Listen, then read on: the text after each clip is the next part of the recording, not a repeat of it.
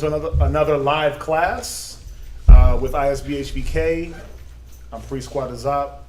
Our address is 231 FM 1092 Stafford, Texas. If you're local in Stafford or the Houston area, feel free to join us for class every Monday, Wednesday, Friday, and Saturday. All right.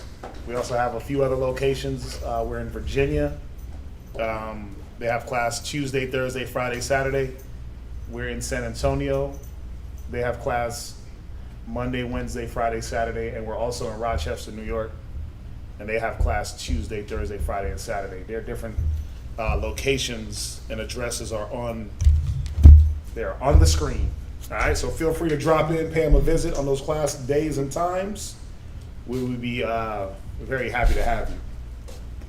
You can check us out here on YouTube. We got a few different channels. All right, we got the Blog Talk Radio.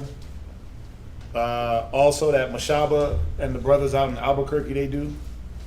We got the different YouTube channels. We got the Israelite School of Biblical History and Practical Knowledge. We got the VA channel, ISB Virginia. I think we just started our Rochester channel. So once I get that, we can get that out so everybody can subscribe so they can, Zion been out there doing this thing. Been hitting them streets, been hitting them classes. So we can't go live until we have 1,000 subscribers. That's the YouTube rules. So once we get that out, we'll ask everybody to subscribe so we can start going live from that Rochester channel. We got ISB Kids. We have kids class every Sunday, right? What time is kids class? At 1 o'clock.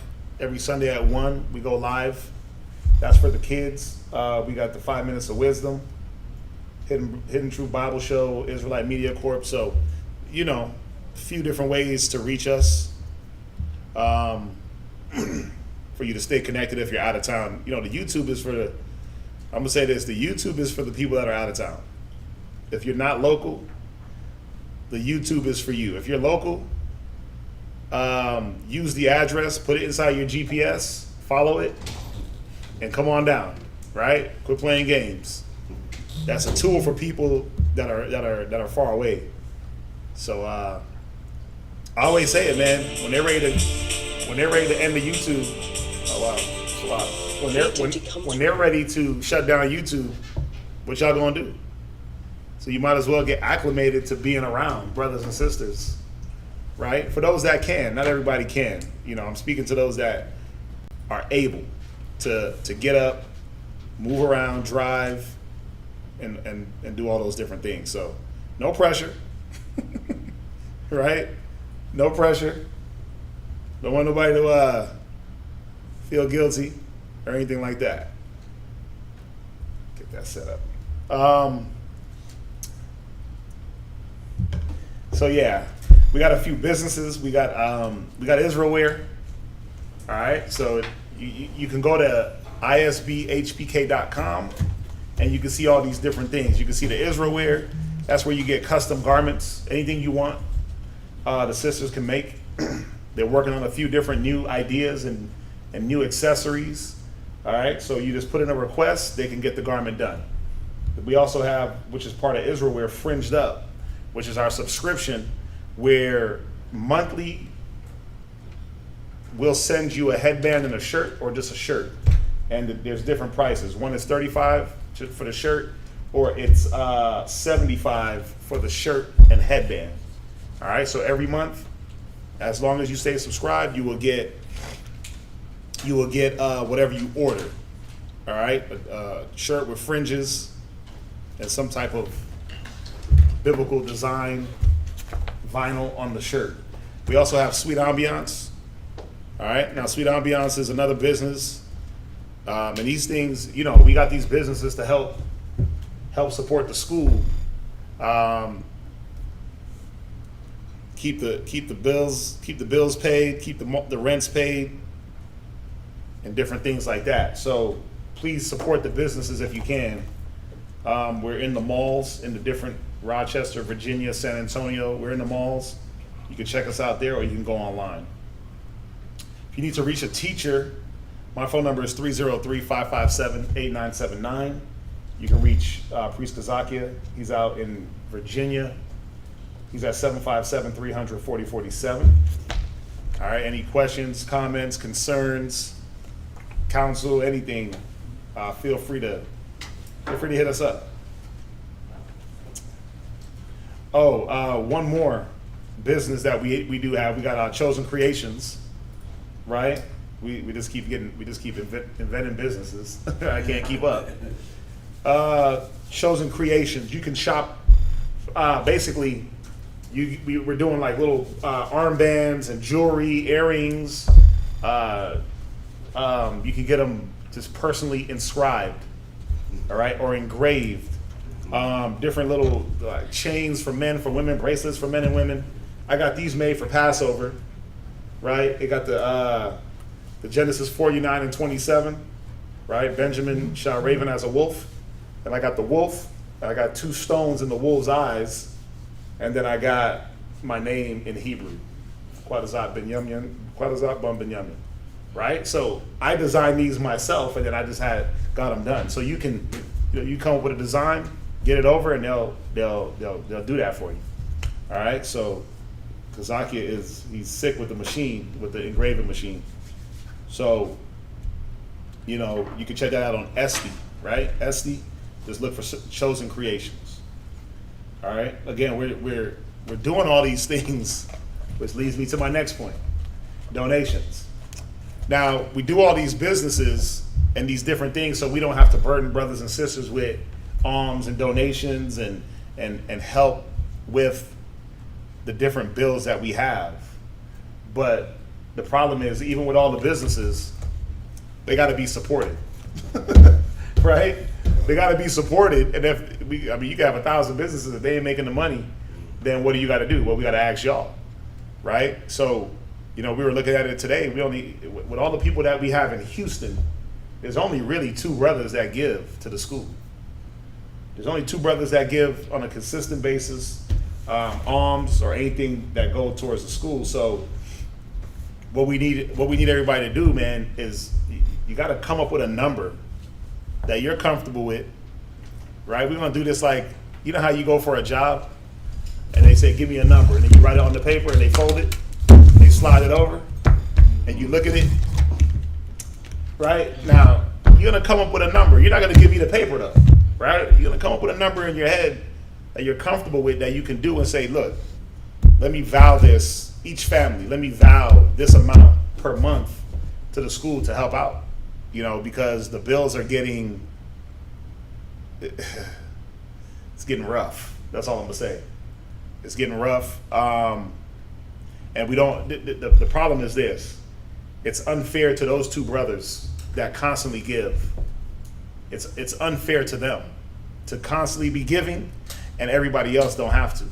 The burden shouldn't be just on them. It should be on all of us. Do y'all agree? Yeah. The burden should be on everybody. We're all here. We're all supposed to be moving forward and putting in our brick towards keeping the school running, building it up. So, and I'm not just talking to y'all. Lakarab, Shatat, everybody. Myself, everybody is gonna have to start. Everybody got to come up with a number and say, this is what I can do monthly, right? Whether it be $50, whether it be $100, whatever you can do to help contribute to what we got going on. All right, so those of y'all online, y'all watch, y'all get the information, y'all get these classes, right? So just like anything that you believe in, if you believe in it, you contribute to it, right? Now, again, it ain't just about money, but there has to be some type of contributions, right? I don't care whether it be books, whatever it is, but we're asking that if you can come up with a number that you're comfortable with. I know this is rough for Israel, it's touchy. So when you start talking about money, right, everybody gets a little nervous. Like, oh my God, what are they gonna do with it? We're gonna pay the rent. We're gonna pay the rent. We're gonna pay the lights. We're gonna pay We're gonna pay the expensive $300 cable bill. Yeah, that's what we're gonna do. So don't get spooked out, right? Don't get nervous. Don't get upset. Don't get scared. Just understand that our intentions are good. We're trying to keep everything rolling. All right, we're adding, as you see, everything's expanding. But it can't be on the same brothers over and over to contribute. Okay, so get with your rib. Brothers get with your rib. Ribs get with your husband. And come up with a number. It ain't got to be nothing crazy. We're not asking you to put up car notes or go broke. But any contribution that you can do and do it consistently. You know what I mean? So that's it. That's it for the announcements. I do apologize for the late start. Man, things be happening out of our control, man. So let's get this class rolling.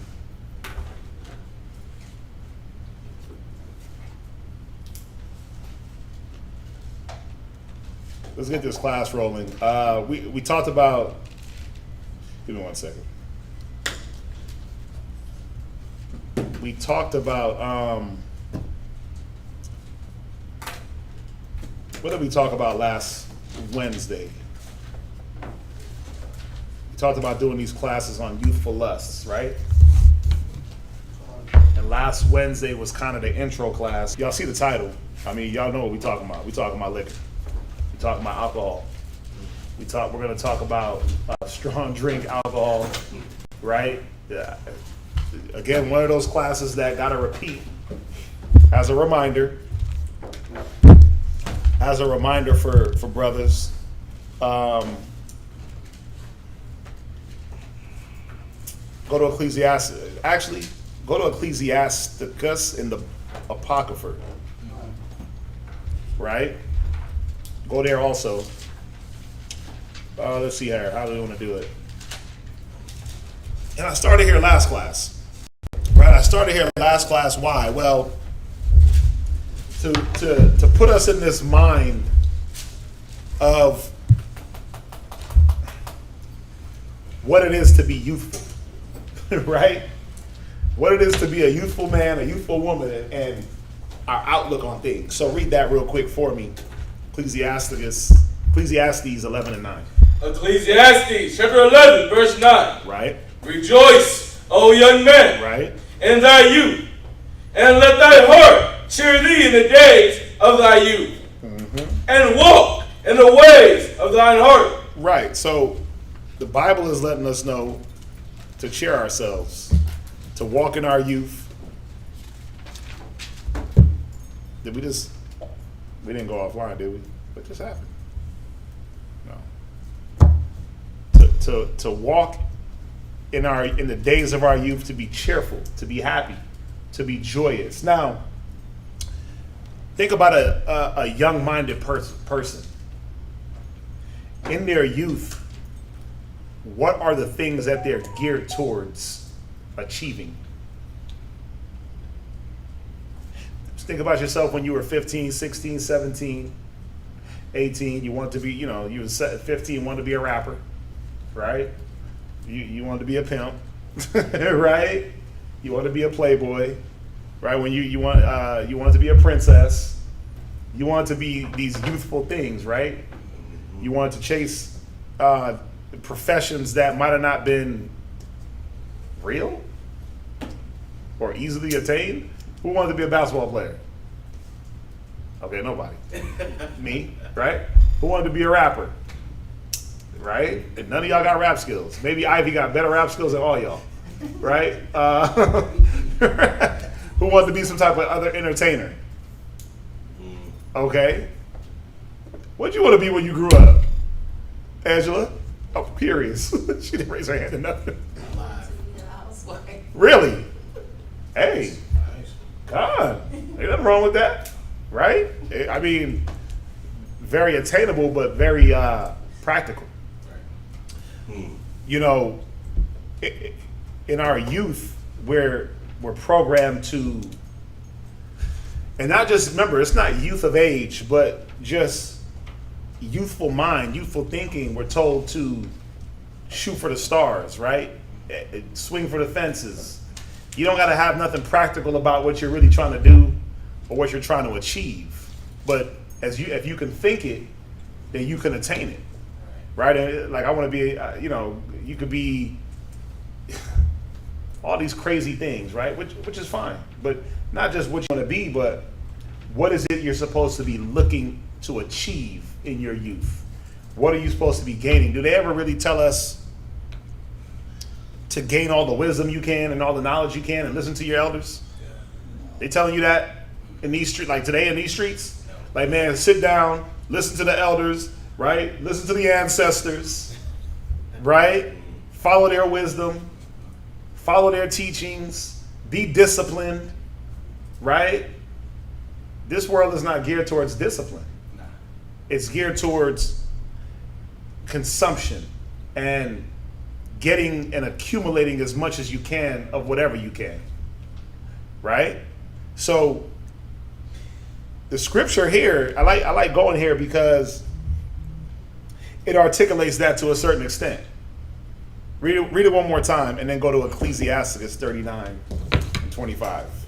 Rejoice, O young man, right? In thy youth, right? And let thy heart cheer thee. Yeah, because your youth is supposed to be a joyful time. You ain't supposed to be bogged down with stress, and you ain't supposed to be caught up in relationship drama. Anxiety. Anxiety.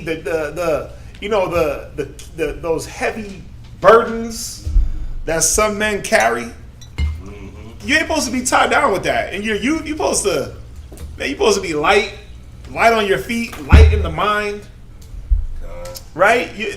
The world is your oyster, right? You're supposed to just have a light-footedness when you step out in them streets.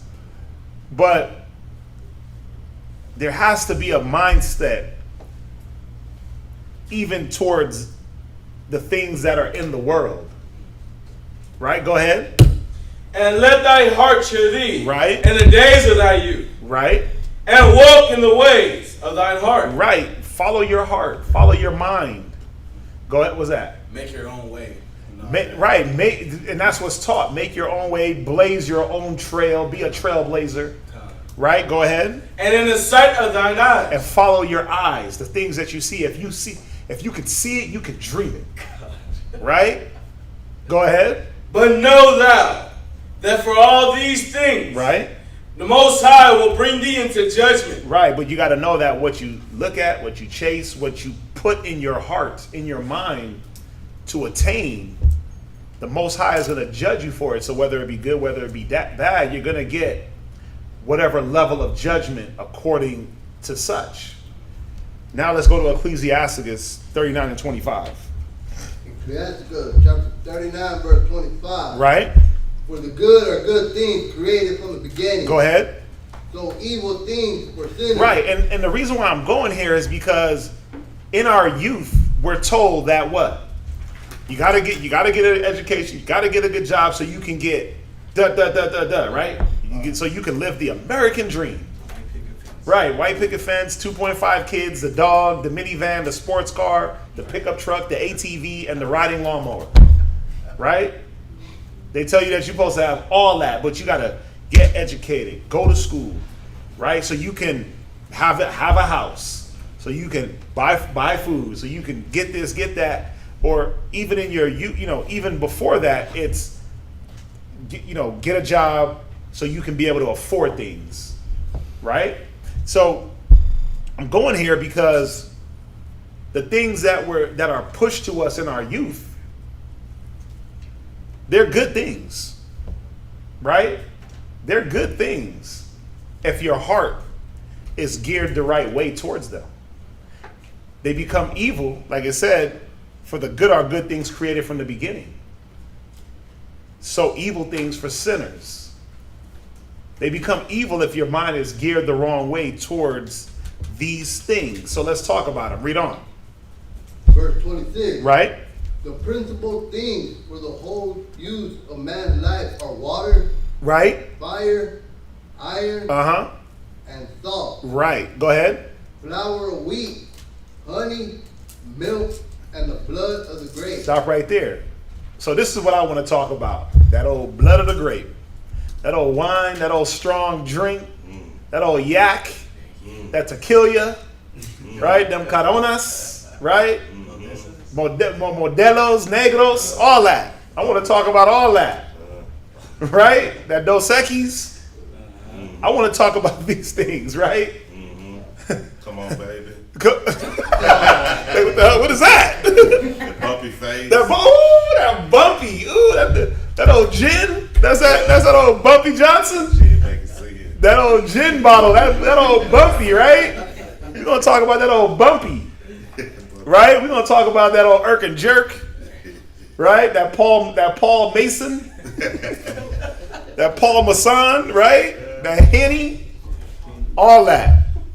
That Mad Dog 2020, all them drinks, them Steel Reserves, them Four Locos, right? You drinking that Bud Ice, right?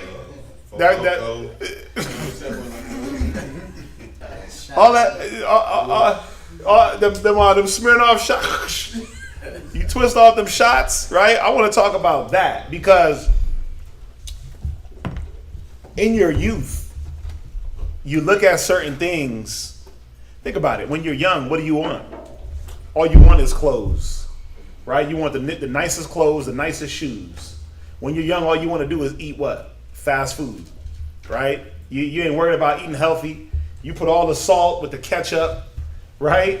You're not worried. All you're worried about, think about when you're young, how you use water. You wash one dish and the sink just be running. You turn it on, let it run, soap it up, water's running, soap it up, soap it up, soap it up, water's running, rinse it off, water's running, right? You wait, the point is, you're wasteful. You're wasteful in these things when you're young. Why? Why do these things become evil to a man that's rejoicing in his youth? Why is the blood of the grape such a good thing? It says it's the principal thing for a man's life. Meaning what? It's needed. You got to have this, right? What did the scriptures say? What is life without wine? Woo! Right? I feel that sometimes. I'm like, man, let me go. You know what I'm saying? Take a. I don't shoot liquor. That's not me. I like to just sip. One ice cube with my cognac and just, right? And just let it just touch you. Right? Let it just roll down the throat. I like to smell it. Get all the different notes. But when I was young, whoo! Everything got shot. Every liquor was being shot. Even didn't matter how cheap or expensive, down the hatchet. Bam. Right? Because when we're young, in our youth, there's key things that are missing when it comes to all these good things that have been created in the beginning for the good.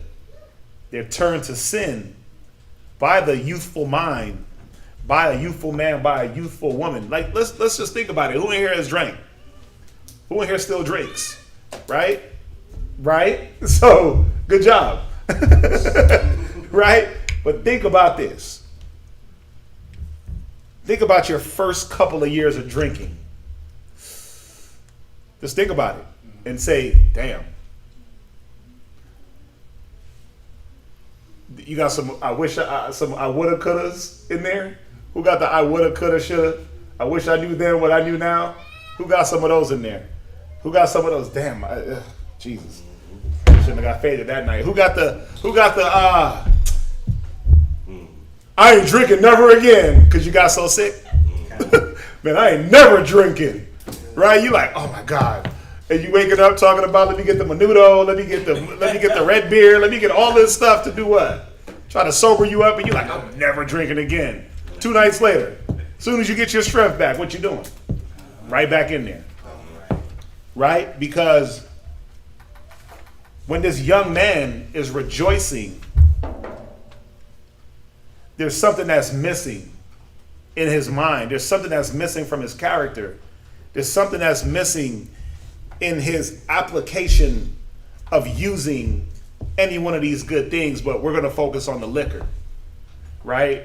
There's something that's missing, and if you never get it, all you're going to do is carry the alcohol into your old age and make it a youthful lust.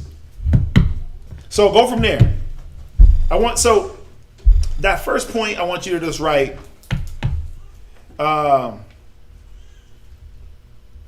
you can write down, why is wine turned into a youthful lust? That's the first point on the top. Underneath Ecclesiasticus 39:25, you can write down the novice. The novice. The novice. Novice.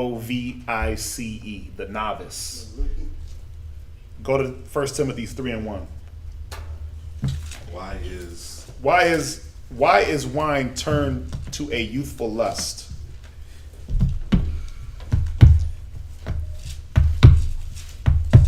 The next point, the novice. 1 Timothy 3:1, and then jump to verse 6. 1 Timothy chapter 3, verse 1. Right? This is a true saying. Right? If a man desire the office of a bishop, Right? he desire a good work. Jump down to verse 6. Not a novice. Go ahead. Least being lifted up with pride, he fall into the condemnation of the devil. What's a novice? Romero. A beginner, a rookie. A beginner, a rookie, right? What else? What else y'all got? He's right, but who wants to add to that? Okay, I'll give y'all some. A person that is unacquainted or unskilled.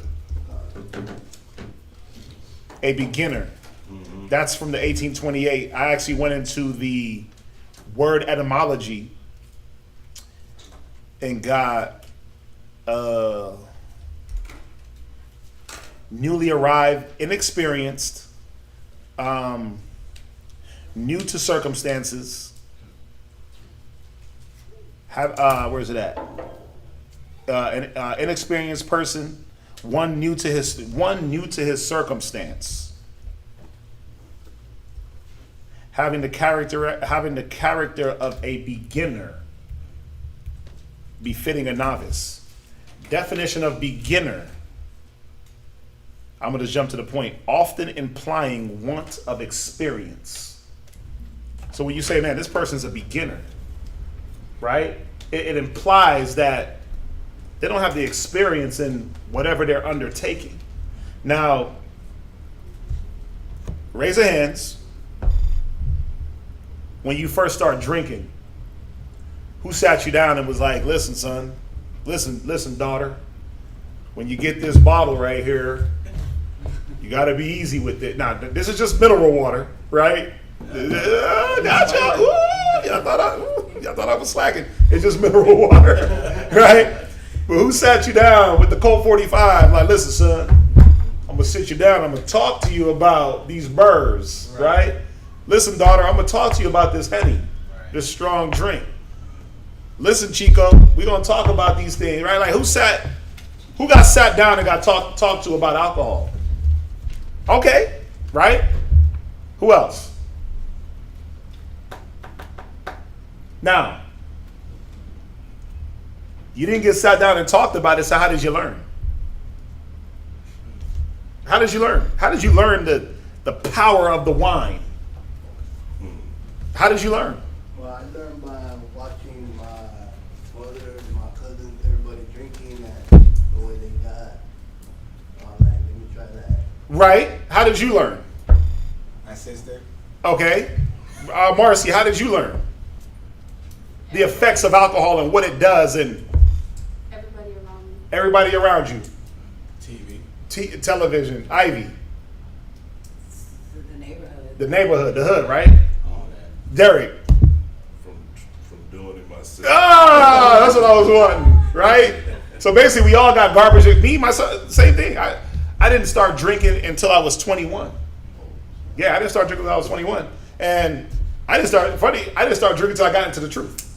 So, con, right?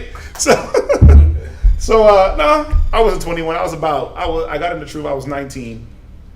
But yeah, I didn't drink like that. I didn't drink. I remember one time I was in high school hanging out with a few people that I didn't hang out with, and they were like, "Here, drink this." I hit that irk and jerk, and I was irking and jerking. Irking and jerking all the way to work. I had to go to work faded. I had to go home. And I'm talking about, it was a lot. That's how I learned about the E&J. And I knew never again will I ever drink such a filthy drink. Ever again will I put that to my lips. Right? But I had to learn, the point is I had to learn the hard way. I had to become experienced, but the wrong way. Right? I had to try it out and not understand that, wait a minute, this drinking, it's a beast. It's a beast. There's the times where you can drink cups and cups of liquor, and what'll happen? You'll be feeling like Superman, right? But it don't hit you until hours later. You're like, damn, that crept up on me. What happened? Or you could take 15 shots and I don't feel it. Next thing you know, you Erling in the corner, right? You pulling over in the car, kicking the door open, trying to throw up in the middle of the highway. Yeah. I'm not saying it happened to me, but it definitely happened to somebody. But what I'm trying to get y'all to see is that the experiences that we've learned from drinking, they haven't been good experiences. Nobody, besides Angela, right? Nobody sat us down and said, listen, these are the repercussions and benefits of wine. This is how it's going to affect your health. This is how it's going to affect your mentality. This is how it's going to affect your mind state in moments. This is when you drink it and this is when you don't. We've been told what? You going through hard times? Get you a bottle. Get you a bottle. Let that bottle kill them emotions and that pain, right? We've been taught, I'm going to let you come in. We've been taught that drinking is okay in every circumstance. It don't matter, right? We've been taught don't have a limit. Well, let me rewind. You taught yourselves not to have a limit, not to have a circumstance, not to have an occasion. Why? Because you were self-taught. Yeah, you looked at other people, you picked up on their little habits, but think about it. Did you not see the negative? Think about it, Ivy, the people on the block. You weren't able to see that, wait a minute, all they do is wake up and drink? For some reason, the hood is just so crazy. They will get a bottle at 9 in the morning. I'm like, the liquor store ain't even open at 9, but then it is. In certain spots it is, and I'm like, damn, they ain't playing. Yeah, and they just be faded at 9 o'clock in the morning. Already sipping something. I'm like, damn, 9 o'clock? But we weren't taught, wait a minute, 9 o'clock a.m. How you going to handle business if you already tipping the bottle? Right? By the time 12 o'clock come around, you faded, passed out on the concrete, trying to sober up to get the next bottle. And that's your everyday life. Right? We didn't look at the negatives or the bad side. We only looked at what we wanted to see. That's the problem with being self-taught. That's the problem where he said, read verse 6. Not in knowledge, least being lifted up with pride. See, this is when you get lifted up with pride. What is the opposite of pride? Don't say humility. Don't say humility. I want you to think. What cancels out when pride comes in? What do you stop using? It's easy. Don't overthink it. It starts with a W. You stop using wisdom. You cancel out wisdom when pride comes in. Remember, it says that pride is the beginning of when one depart from his maker. So you get lifted up because I can do this. Nobody can't tell me that. I can walk in the liquor store and catch me a bottle, yo, right? Or I can get somebody to get it for me. I could drink. I'm strong. I got this, right? You cancel out through pride, through arrogance, through being a novice. You cancel out wisdom. You cancel out the flip side, or the there's two ends to this spectrum, and you only deal with one end of the spectrum. And you cancel out the fact that the cat you looking at ain't got no damn teeth in his mouth because they all rotted away from alcohol. That he can't keep his family together, that she can't keep her family together, that they have no stability, that they can't be stuck in one place. You cancel out all those things because you're just looking at the wine, the alcohol, the fun.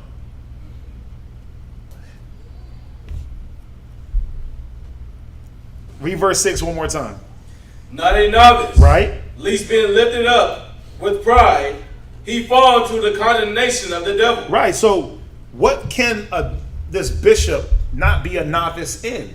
Jump to verse 3. Not given to wine, Verse 2. Oh, wait. You get, yeah. Read verse 3. You got it.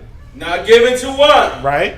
no striker, Right? nor greedy of filthy lucre. Right. So not given to wine. You couldn't be a novice in any one of these things, man.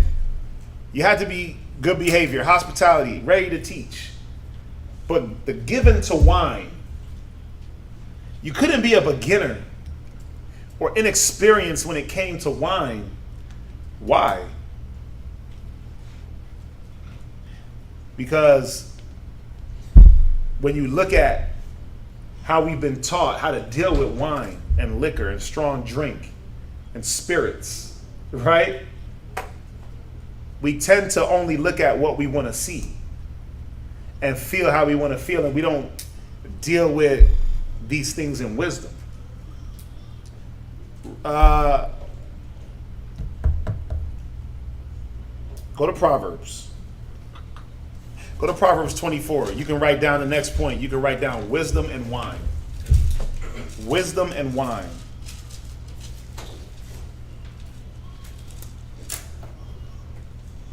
Proverbs 24 and verse 3.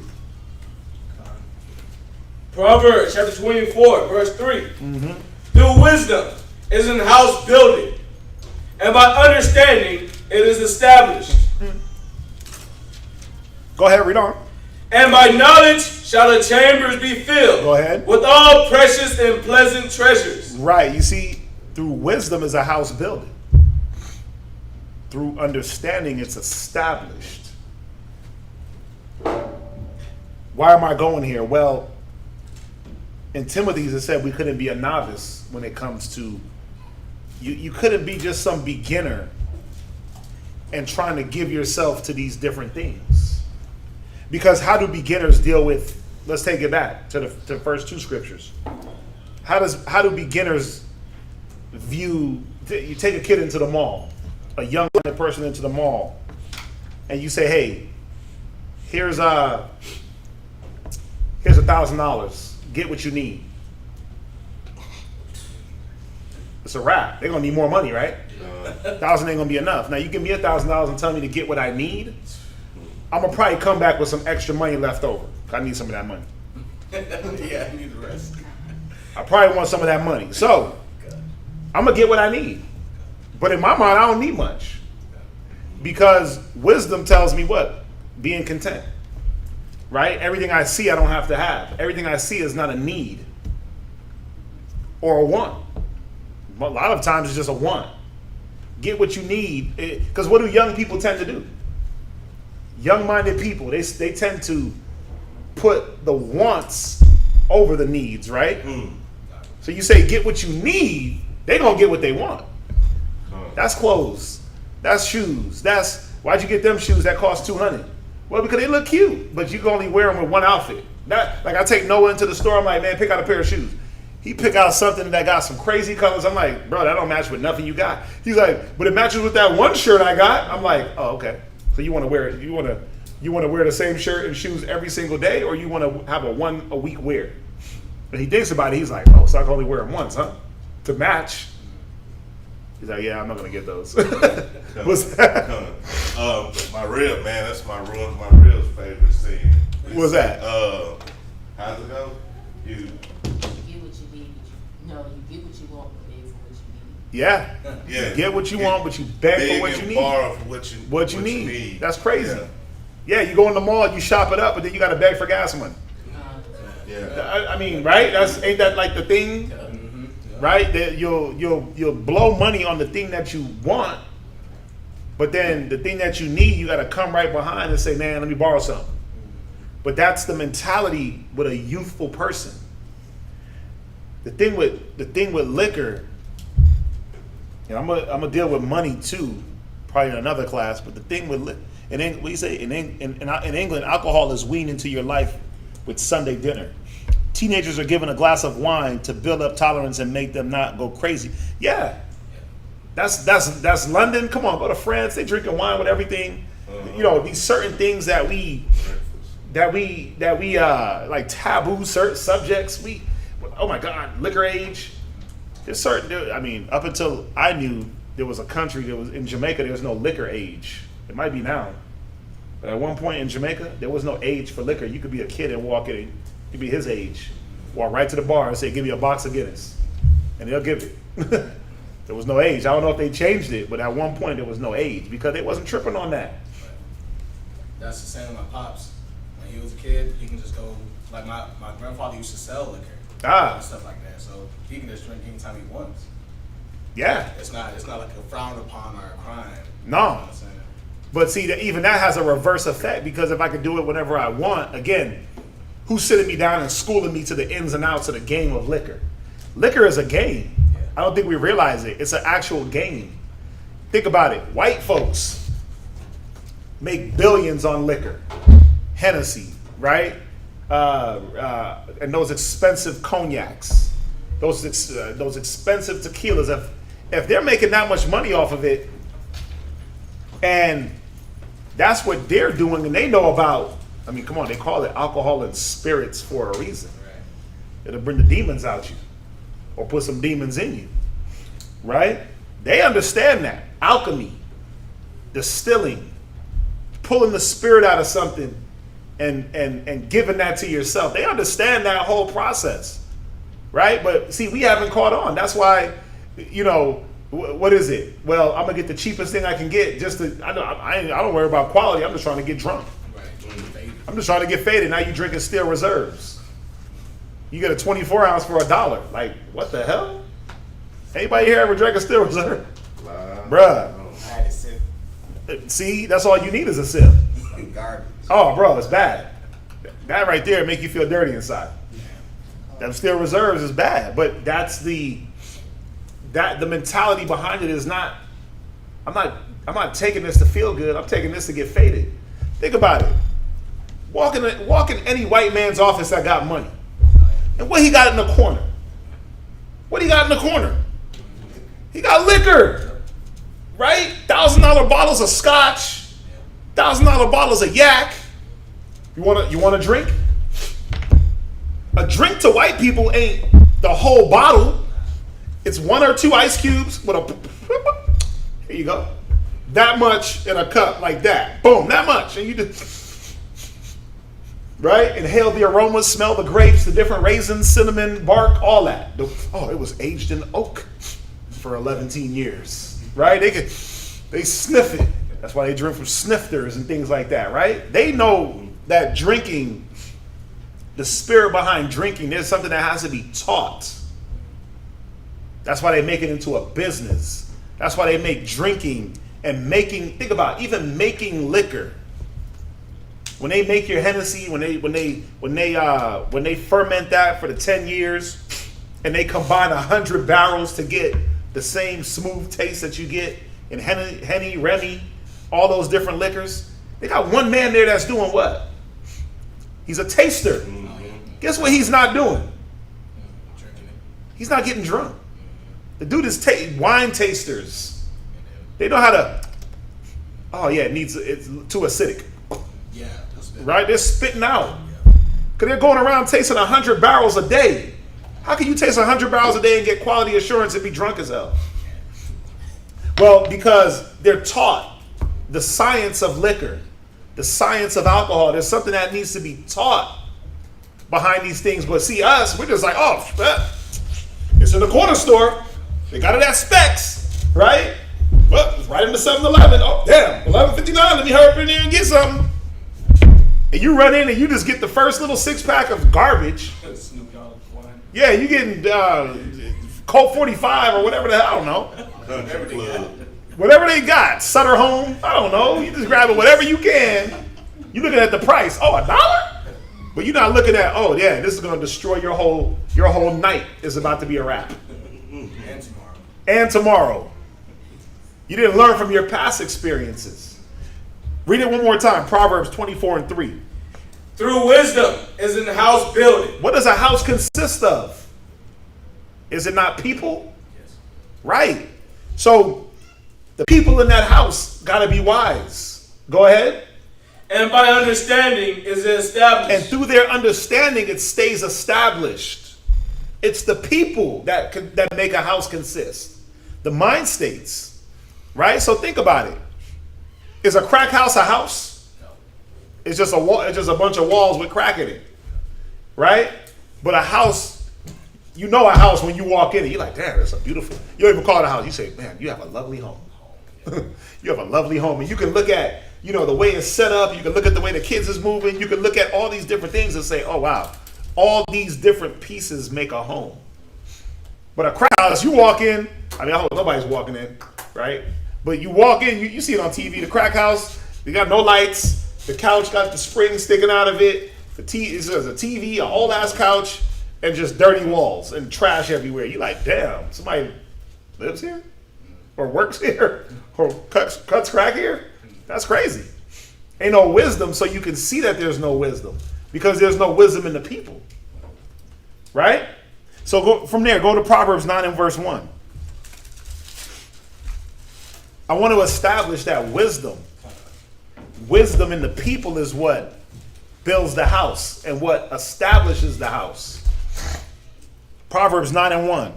Proverbs chapter 9, verse 1. Wisdom hath builded her house. Here it goes again. Wisdom hath builded her house. Read. She hath hewn out her 7 pillars. Read on. She hath killed her beasts. So she had hewn out her 7 pillars. That number of completion. Right? The foundation is complete. She had what? She hath killed her beasts. Right, because wisdom is not going to make you eat anything unlawful. Right? You're not going to be, let me get that swine. Wisdom has killed her beast.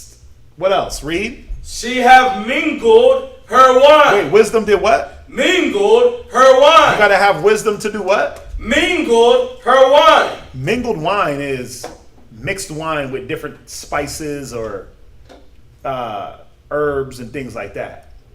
But it said wisdom. In order to mingle your wine and kill your beasts, you got to be a wise man or woman. You got to have a certain knowledge beforehand before you make a go at liquor, right? Liquor is like that deceptive little trick that done got everybody tossed up and down, and you thinking, man, nah, she ain't gonna do me like that. Not me, cuz. And I'm strong, right? Wisdom is that dude that done broke all the women's hearts. Right? And you thinking, no, I'm cute. I'm 5'7". I'm 130. Okay, is that too much? I'm 5'9". Nah, I don't think so. Right? I'm 36, 24, 36, right? You give it all your little sizes and measurements, and you thinking like, I'm 34, 26, 30. I got golden eyes, right? My hair is long and silky. I got chocolate skin. He ain't gonna do me like that. You must not know liquor. You must not know him. Brothers, you must not know her. She's deceptive. He's a cheater. He's a liar. He's a thief. She's a liar. She'll dig in your pockets. Take your wallet. You knew you went to bed with 100, woke up broke.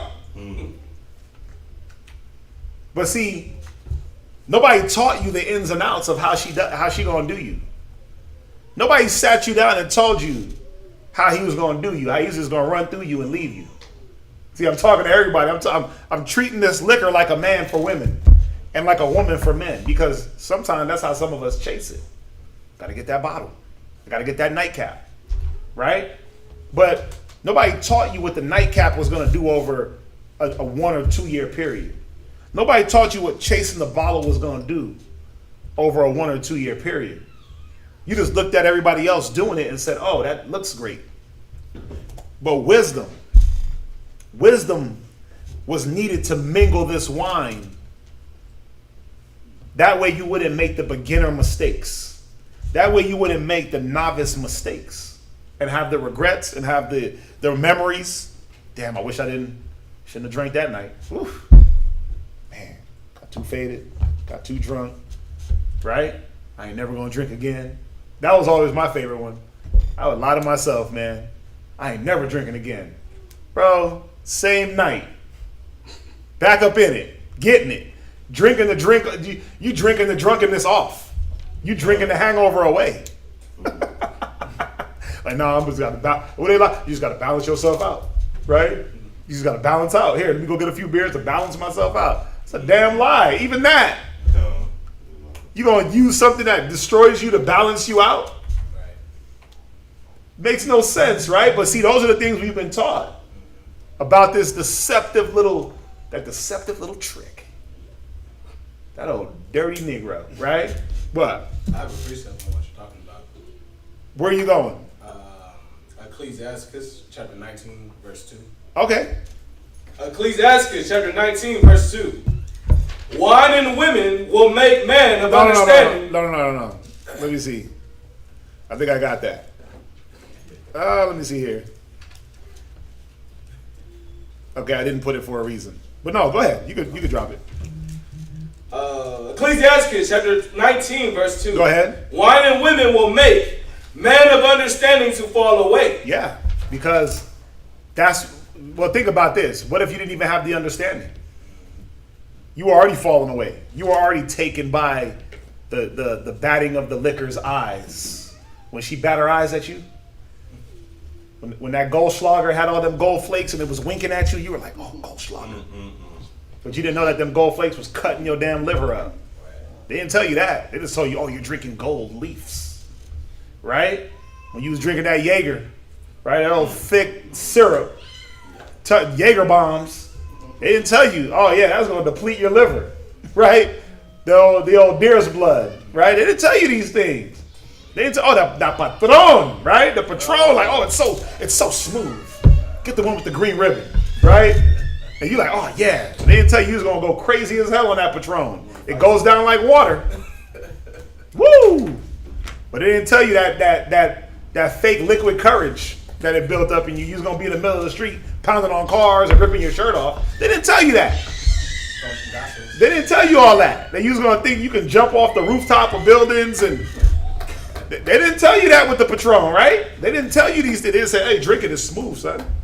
It's mad smooth, yo. Like that Henny XO is smooth, right? It's like, yeah, it just goes down like water. And you drinking it down. You drinking double shots. I don't feel it. Double shot glasses. You drinking it. Bloop. Man, yeah, you're right. I don't need no chaser. I don't need no chaser. Right? They didn't tell you all that. They didn't tell you that it was going to take you out of your mind once it settled and it hit you. Because nobody was giving us the wisdom, the understanding to settle you in wine, in women, in alcohol, right? And anything that we dealt with that we had to learn and experience ourselves, just know this, you did it wrong. Go to Wisdom of Solomon 8:1. So wisdom had builded her house and had hewn down her 7 pillars. She had killed her beasts. She had mingled her wine. She also furnished her table. Wisdom was needed to do these things so that they were done correctly and in order and in moderation. See, watch. Wisdom of Solomon 8:1. And then jump to verse 7. Wisdom of Solomon chapter 8, verse 1. Right? Wisdom reacheth from one end to another mightily. Go ahead. And sweetly doth she order all things. Right. Wisdom reaches from one end and orders all things, not just some things, not just what you wanted to, but there has to be wisdom in you to attack anything or to deal with any situation. There got to be wisdom. This is what the Bible is telling us, that if we use wisdom in every situation with every, what's the word I'm looking for? With any thing we can give ourselves, whether it be wine, whether it be women, whether it be food, whether it be clothes, any opportunity, if there's wisdom attached, what's going to happen? Right, it won't be a youthful lust. It won't be this thing that now I'm just fiending for it. I want y'all to be honest with me. Be honest. For my drinkers. You ever have a time where you literally craved alcohol? Any time in your life ever? And I mean like, when I say a craving for alcohol, not like, oh, I'm going out tonight, I'm about to party and turn up. I'm talking about you knew that it was on, huh? You getting them cramps. You getting them sweats. Yeah. You like, oh damn, withdrawals a little bit, and let me go get I need a beer. I need a beer. I need a shot. I need this. I need that. You ever had that? Okay.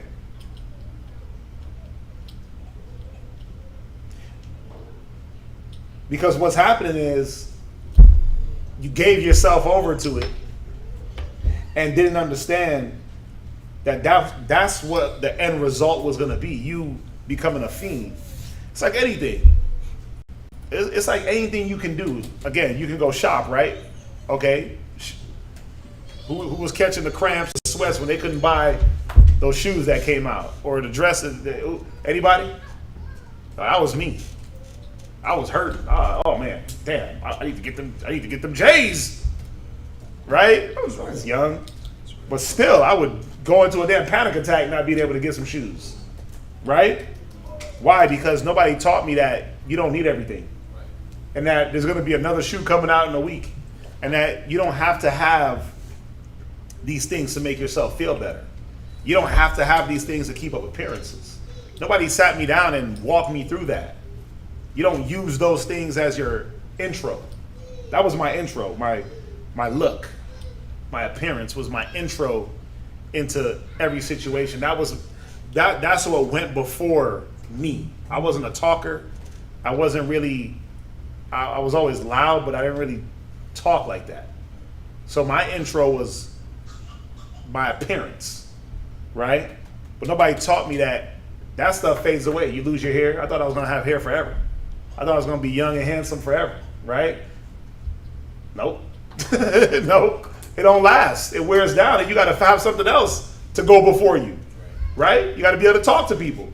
You got to be able to discourse and deal with situations. But what is that? Wisdom. Nobody taught me these things. I had to learn the hard way, right? So the shakes, right? The withdrawals. What? You know? Oh. The withdrawals, these different things, they didn't tell you that was going to happen when you stopped. Did they? Did they? Nobody told them. See? Go ahead, read on. Jump down to verse 7. Verse 7. And if a man love righteousness, go ahead. Her labors are virtue. Go ahead. For she teacheth temperance. Wait, wisdom does what? Teacheth temperance. See, there's a reason why you got to have wisdom when it comes to alcohol, because there's a temperance that's taught by wisdom. What is temperance? Who can tell me what temperance is? What? Self-control, right? Discipline. What else? But not, and it's not just self-control. Watch, check this out. Moderation. What is this? Moderation. Habitual moderation in regard to the indulgence of natural appetites and passion, restrained or moderate indulgence, as temperance in eating and drinking, temperance in the indulgence of joy or mirth. Temperance in eating and drinking is opposed to the gluttony and drunkenness in the other indulgences, to excess, patience, calmness, moderation of passions. You see that? So wisdom teaches you how to be tempered when it comes to alcohol and strong drink. But that's what we don't have. We don't have the temperance. We don't have the moderation level, because moderation is just not the amount, is it? Is moderation just the amount? What else is it? The time. The time. What else? The time, the season. Moderation is all those things. It's not just the amount you drink because, oh, well, I drink one beer a day. This is mineral water. Yeah. I drink one beer a day. What's wrong with that? Not needed. It's not needed. That's one. What else? What's wrong with one beer a day? It's just one beer. What? You're going to develop a tolerance, then one is going to turn to 2, and 2 into 4. And next thing you know, I'm knocking down 30 packs. It's 30 pack a day. Then y'all won't be seeing me. Right? Every day I'm saluting out. At the house watching the game, at the bar. Yeah, the tolerance goes and one goes to a few. Right? And as long as I feel like I'm moderate, it's okay. But then what happens if y'all pull up on me every single day I smell like alcohol? Y'all gonna be like, wait a minute, hold up. What's going on with this guy? Brother pull up to the house, I gotta drop something off. You pull up to the house at 10 a.m. and I just smell like liquor. You red flag, whoop, right? It's me, the kids, and I'm smelling like just straight up the bumpy. The bumpy. I can't drink gin, by the way. That's one I can't drink. It doesn't matter what I drink it with. I will, my body can't take gin. 1 cup, gone. Gin and juice, I tried it. Gin and orange juice, right? Vodka and orange juice, what is it, a screwdriver? Gin and juice. Cranberry. Yeah, that's what, gin and cranberry, can't do it. Can't do gin, right? I had to learn that the hard way. I drank it a few times and never could hold it down, right? But the point is, if I was every single day beer or a shot, because what is that telling you about me? If you got to do something every day, what does that tell you about that thing? What? It has power over you. It got power over you. If we study every day, we know that what? The Bible got the power over us, right? That's what we're addicted to. If I got to do something every day, that's telling me that I'm addicted to it. And that's what I want to give myself to. So we got to understand that what? Wisdom is going to give us the time, the place, the amount. You know what's sad? I had to learn at a young age my drinking level. I had to learn the hard way, man. I had to really, you be out in them streets, you drinking, and just real random stuff can almost happen. And it may, you get home the next morning, you wake up, you're like, damn, did that almost happen? How did I get here? Like, you had those nights. I used to have these nights when I was younger, man. Drink, have no limit, have no moderation, and wake up at home. Like, wait a minute, how did I get here? Straight blackouts, right? That's scary. Because I drove home. Yeah. Oh, yeah. But that's scary because now you're getting from point A to point B under the influence. And you don't know how you got home. You don't know what you did in between that time. Who'd you hurt? Who'd you run over? Who'd you crash? You go out, you're looking at the car for blood. You're looking at the car for dents and dings and crashes, right? Thank God I've never been in anything DWI, no alcohol-related incident like that. But just the almost is enough to say, man, I got to develop a level of moderation and hold to it. I got to be wise when I'm drinking. Because you know how it is, man, when you're young and pregame, right? So you do the pregame. That's a whole bottle. Why? Because you don't want to spend money in the bar. It's too expensive, right? So what, you do all your drinking before you go out, and then, I'm going to just get one beer when I go out. But by the time you go out to get that one beer, you already lit. You already faded. You gone. You drink that one beer turns into what? Shots. Shots, more beers, tequila sunrises, sake, all that. Oh yeah, you doing sake bombs. Sake, right? You out of there. You're in there. You're in and out. Next thing you know, you yelling at the bartender, you cussing him out, his mama, all that. Why? Because you pregame so hard in the beginning, and then went out thinking that, oh, I'm going to be moderate. Nah. Hell no. We got to make sure that when we're giving ourselves, think about it. When we go to a feast day, are we in the feast day just getting knocked dead, drunk, sloppy, faded? No. Nope. It says wine is to bring joy to a man's mind, right? During the feast, a little wine in moderation. Whoop, whoop, whoop. Bring that mirth, bring that joy. But too much, what is it going to bring? That contention, right? So, what verse you at? Verse 7. Go ahead, read on. She teacheth temperance, Right. and prudence. Go ahead. Justice and fortitude. Go ahead. Which are such things as men can have nothing more profitable in their life. Right, so they're principal things for your life, but the most profitable thing is wisdom. To be able to order these things in your life. Because a wise man with a fool with money is just a fool, a rich fool. A fool with liquor is just a drunk fool. A cat with a bunch of possessions, he just a foolish guy with possessions. Look at Nabal. Remember him? Yes. He was a fool, he had possessions, and he stayed faded. And look how he dealt with people. To his death. Right? So we're being reminded that you can't be a novice. And don't think because you're a certain age now that you're not a novice. You're still a novice. You know why? Because if you're not going to the scriptures to learn how do I deal with this alcohol, you're still going off the way you were taught, which was the self-taught by other people's bad experiences. So, is that not a novice? Yes. Right. Wisdom of Solomon 8 and verse 8. Wisdom of Solomon, chapter 8, verse 8. Right? If a man desire much experience. Wait, if a man what? Desire much experience. What is a beginner? A novice. What is a novice? What do they not have? Experience. Right.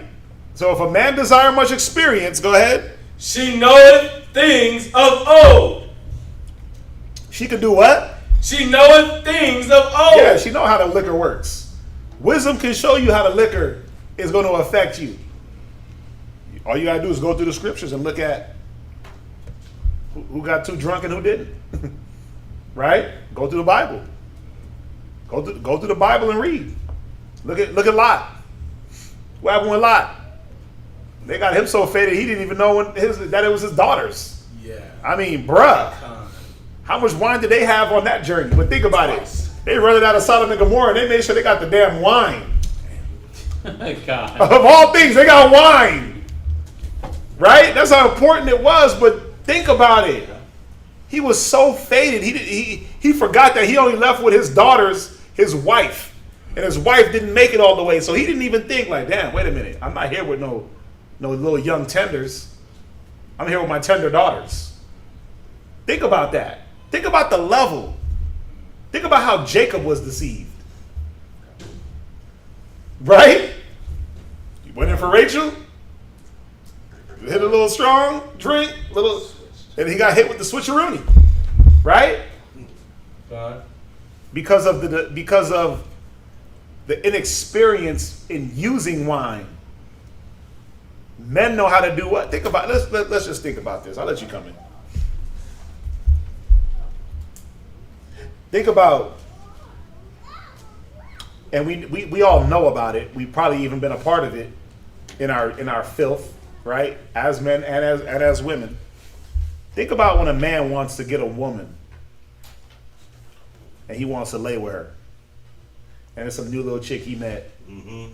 Especially when it's an older man trying to deal with these young little chicks. What do they do? What do they always got on deck? I Tangeray. Jesus Christ. He said the Tangeray. He said I like the Tangeray. Right. They got the Tangeray, right? They do? It's a bad drink to have. But they be having that drink.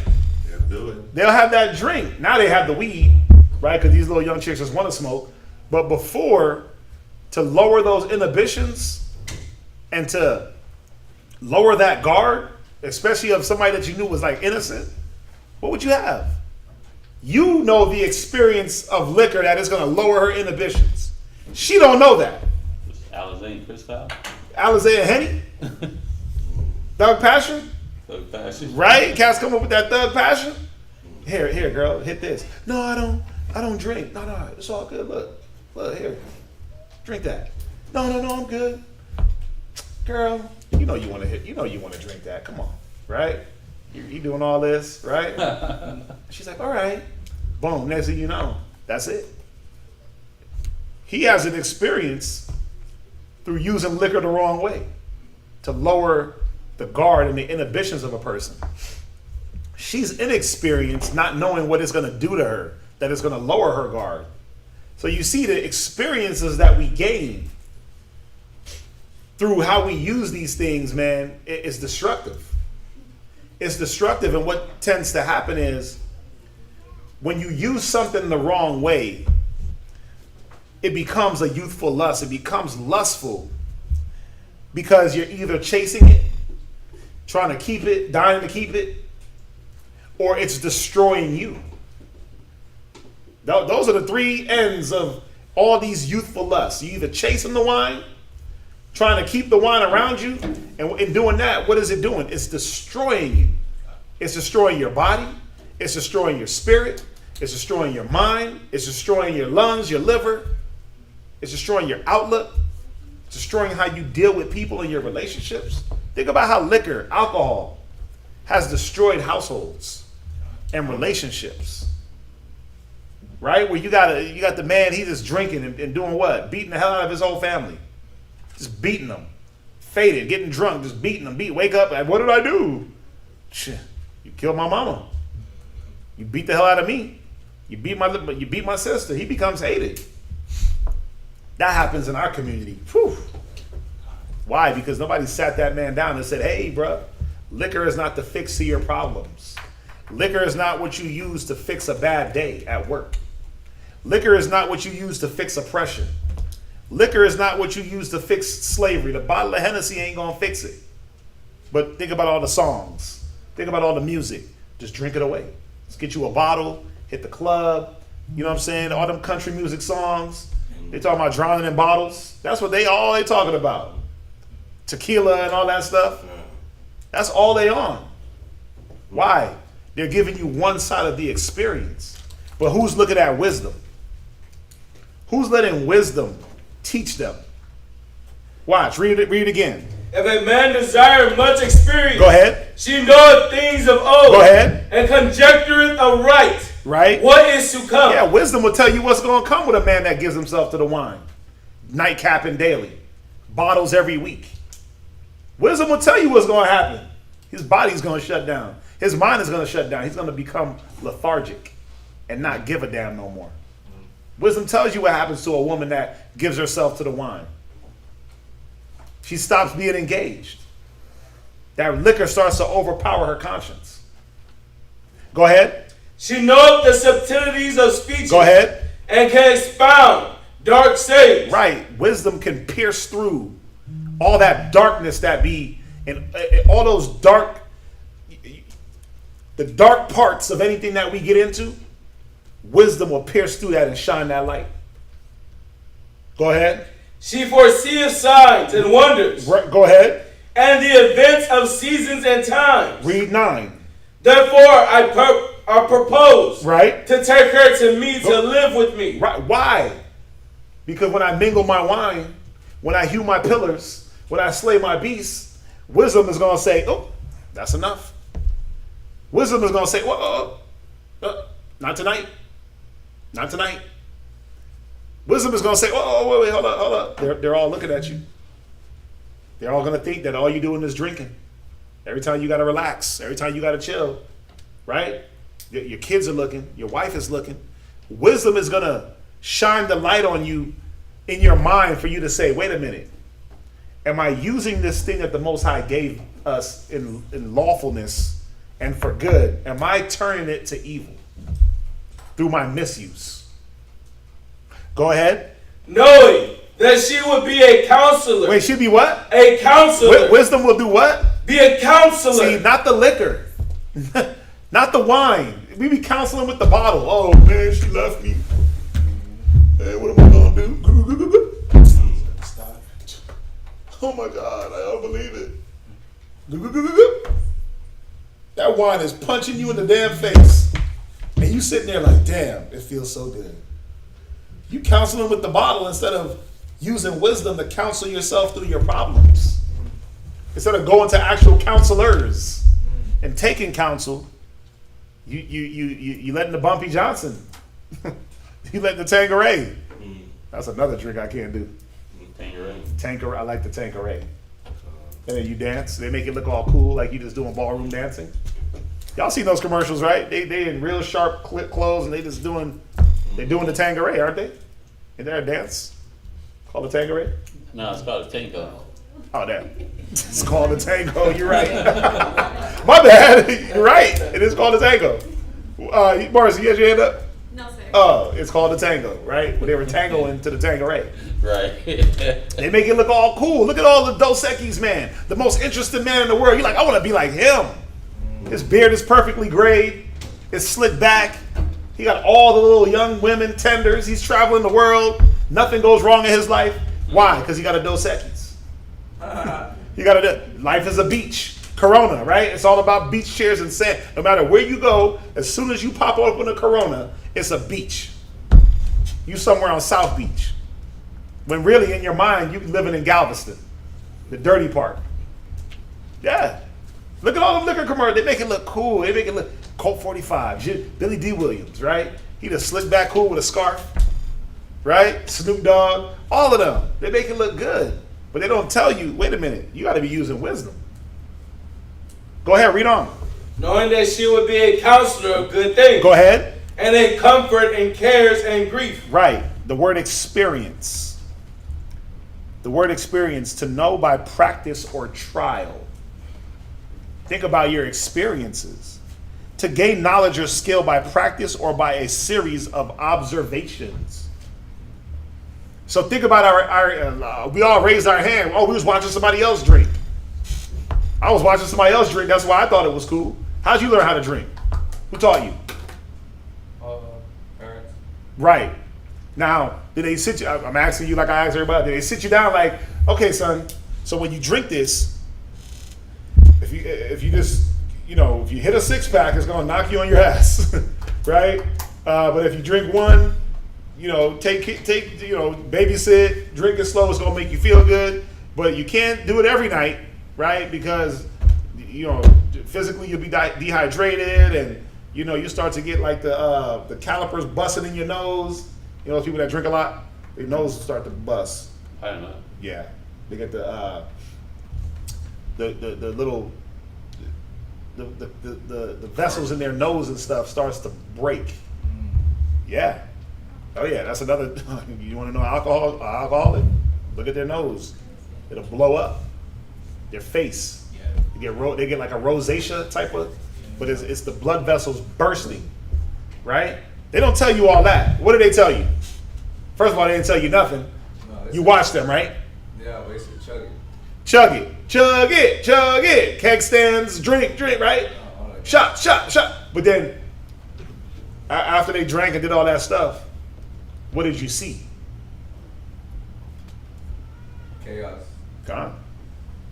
You might have saw they start drinking, they got the music flowing, right? They dancing in the living room, right? They flowing, they dancing in Hebrew. And then you in your room like, oh, they having a good time. And all you hear is, bitch, right? You're like, oh, man, what the hell? Damn. But then what's the sad part is you were like, man, I want some. I want some of this. I want some of that juice that breaks things. I want some of that stuff that makes me uppercut a woman all the way through the ceiling. That's what we basically did. Like, looked at bad experiences and say, you know what? I'll take a glass. And we poured up. We poured up, man. We didn't look at the experiences and say, damn, I don't want that for my life. We literally said, yes, please, could I have another? God. Right, that's all y'all said, right? Yes, please, could I have another? You were like, yeah, let me get some of that. Why? Because you let pride to be able to do something overwork and take over the wisdom to be able to use something outweigh. Right? So from there, Ecclesiastes 2 and verse 3. Ecclesiastes 2 and verse 3. We gonna get through it. We gonna make it. We gonna make it. Read. Ecclesiastes chapter 2, verse 3. Now this is the wisest man in the earth with an F, right? Let's see what he was talking about. Let's see, because he gave, the thing about Solomon, he gave himself to everything. He gave himself to women. He gave himself to studies. He gave himself to everything. Plants and ants and music and poems and everything, building, right? Remember, he built something for 21 years, basically. The temple in his house, 21 years total. So he knew how to build things. He gave himself over to whatever he endeavored into. So read. Ecclesiastes chapter 2, verse 3. I saw in my heart to give myself unto wine. To do what? To give myself unto wine. What man in his right mind was like, man, I'm going to give myself onto wine? Well, Solomon wanted to have a good time, damn it. Solomon was like, listen, bring those flashes of wine in here and let me just do my thing. Right? I'm going to have my moment with this wine. I'm going to have my moments with this dranky drink. Go ahead. Yet acquainting my heart with wisdom. No, I was a fool with wine.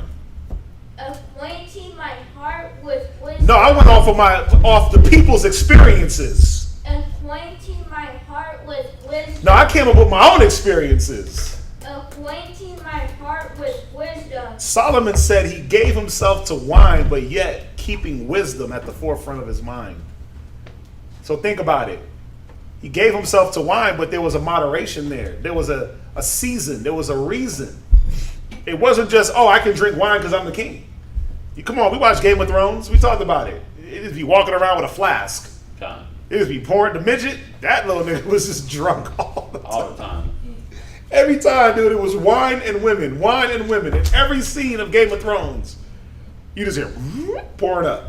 Like, dang, they don't never run out of wine, do they? It would make you think that that's all men did in those ancient times, was just drink, drink, drink, drink, drink. Well, even so, there had to be wisdom behind what Solomon was doing. Go ahead. And to lay hold on folly. Right? Till I might see what was that good for the sons of men. Right. So even with laying hold on folly, not folly that was going to be sinful, because wisdom prevented all the madness that came. You don't hear stories about Solomon and he got drunk and then he was uncovered in his chamber and then he ran out in the streets, smacked this person, smacked that person. You don't hear about that stuff, right? You heard about Solomon being diligent in his business. You heard about Solomon ordering the earth and letting the earth bow to his knees, bow on their knees to him. You didn't hear about Solomon doing the Nabal stuff. You didn't hear about Solomon uncovering his tent, his son walked in. You didn't hear about Solomon laying with his daughters because he got too drunk. You didn't hear about that with Solomon.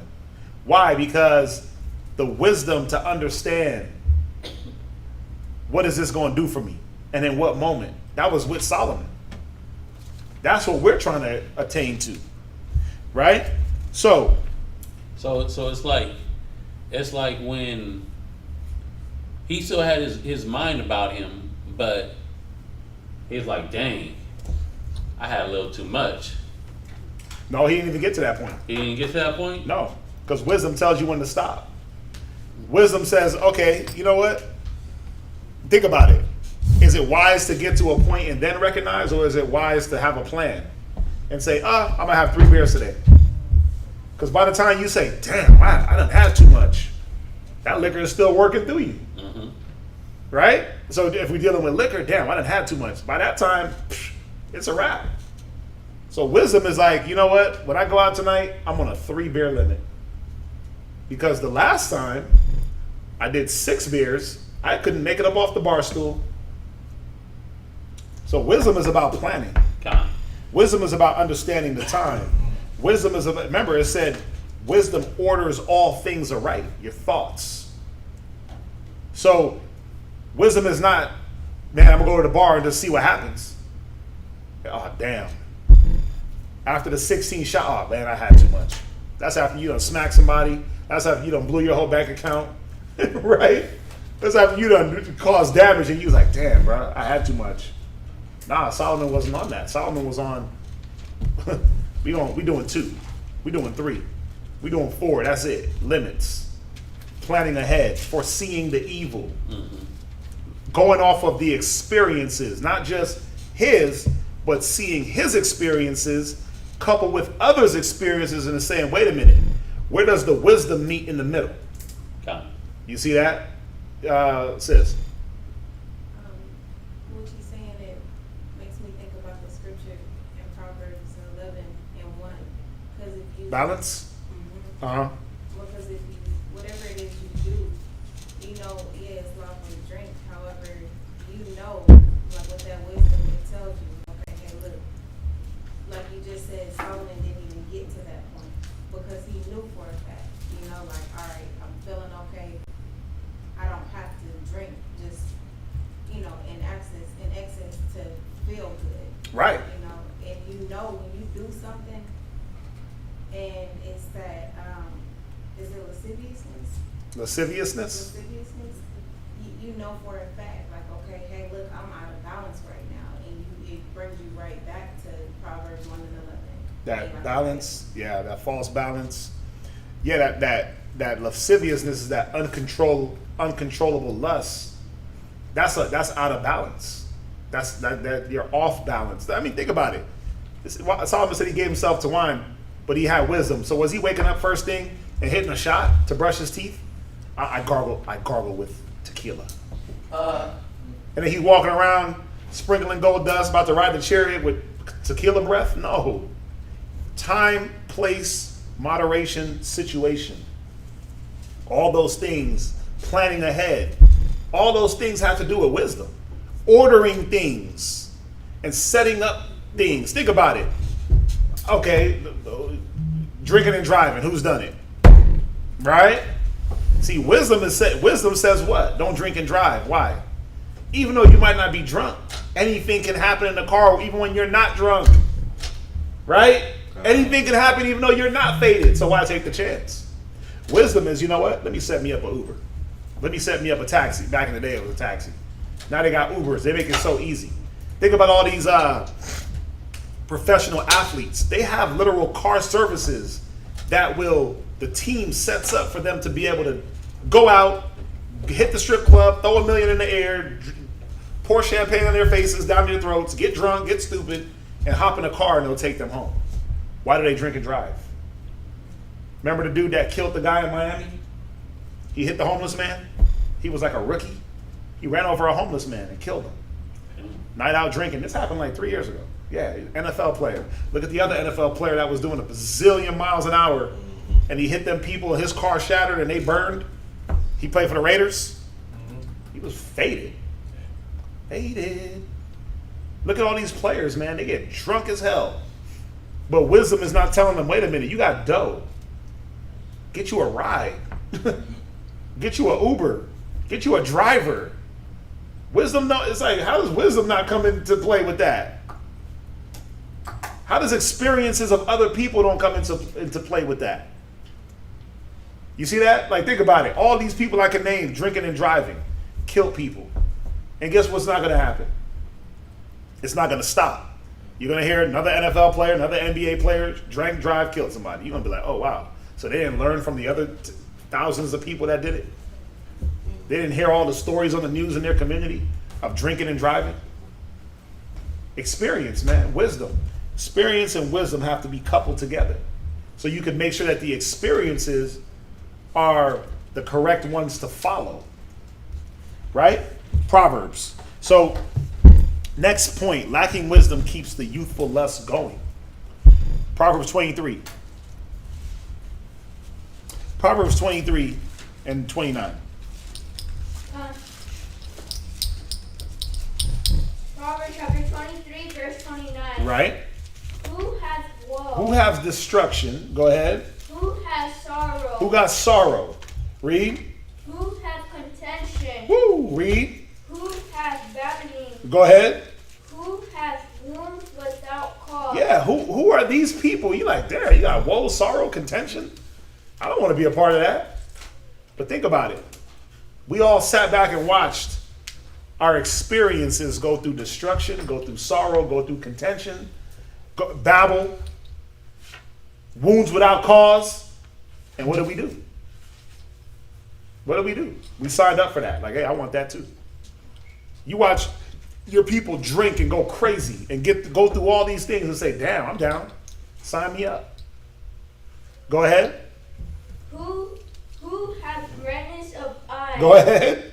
They that tarry long at the wine. See, wisdom is going to tell you, oh, don't sit at the bar from 4 p.m. to 2 a.m. Ooh, that's going to be rough. It's going to be a rough morning. That's going to be rough on the bank account. That's going to be rough on your body. No, don't open and close the venue down. Right?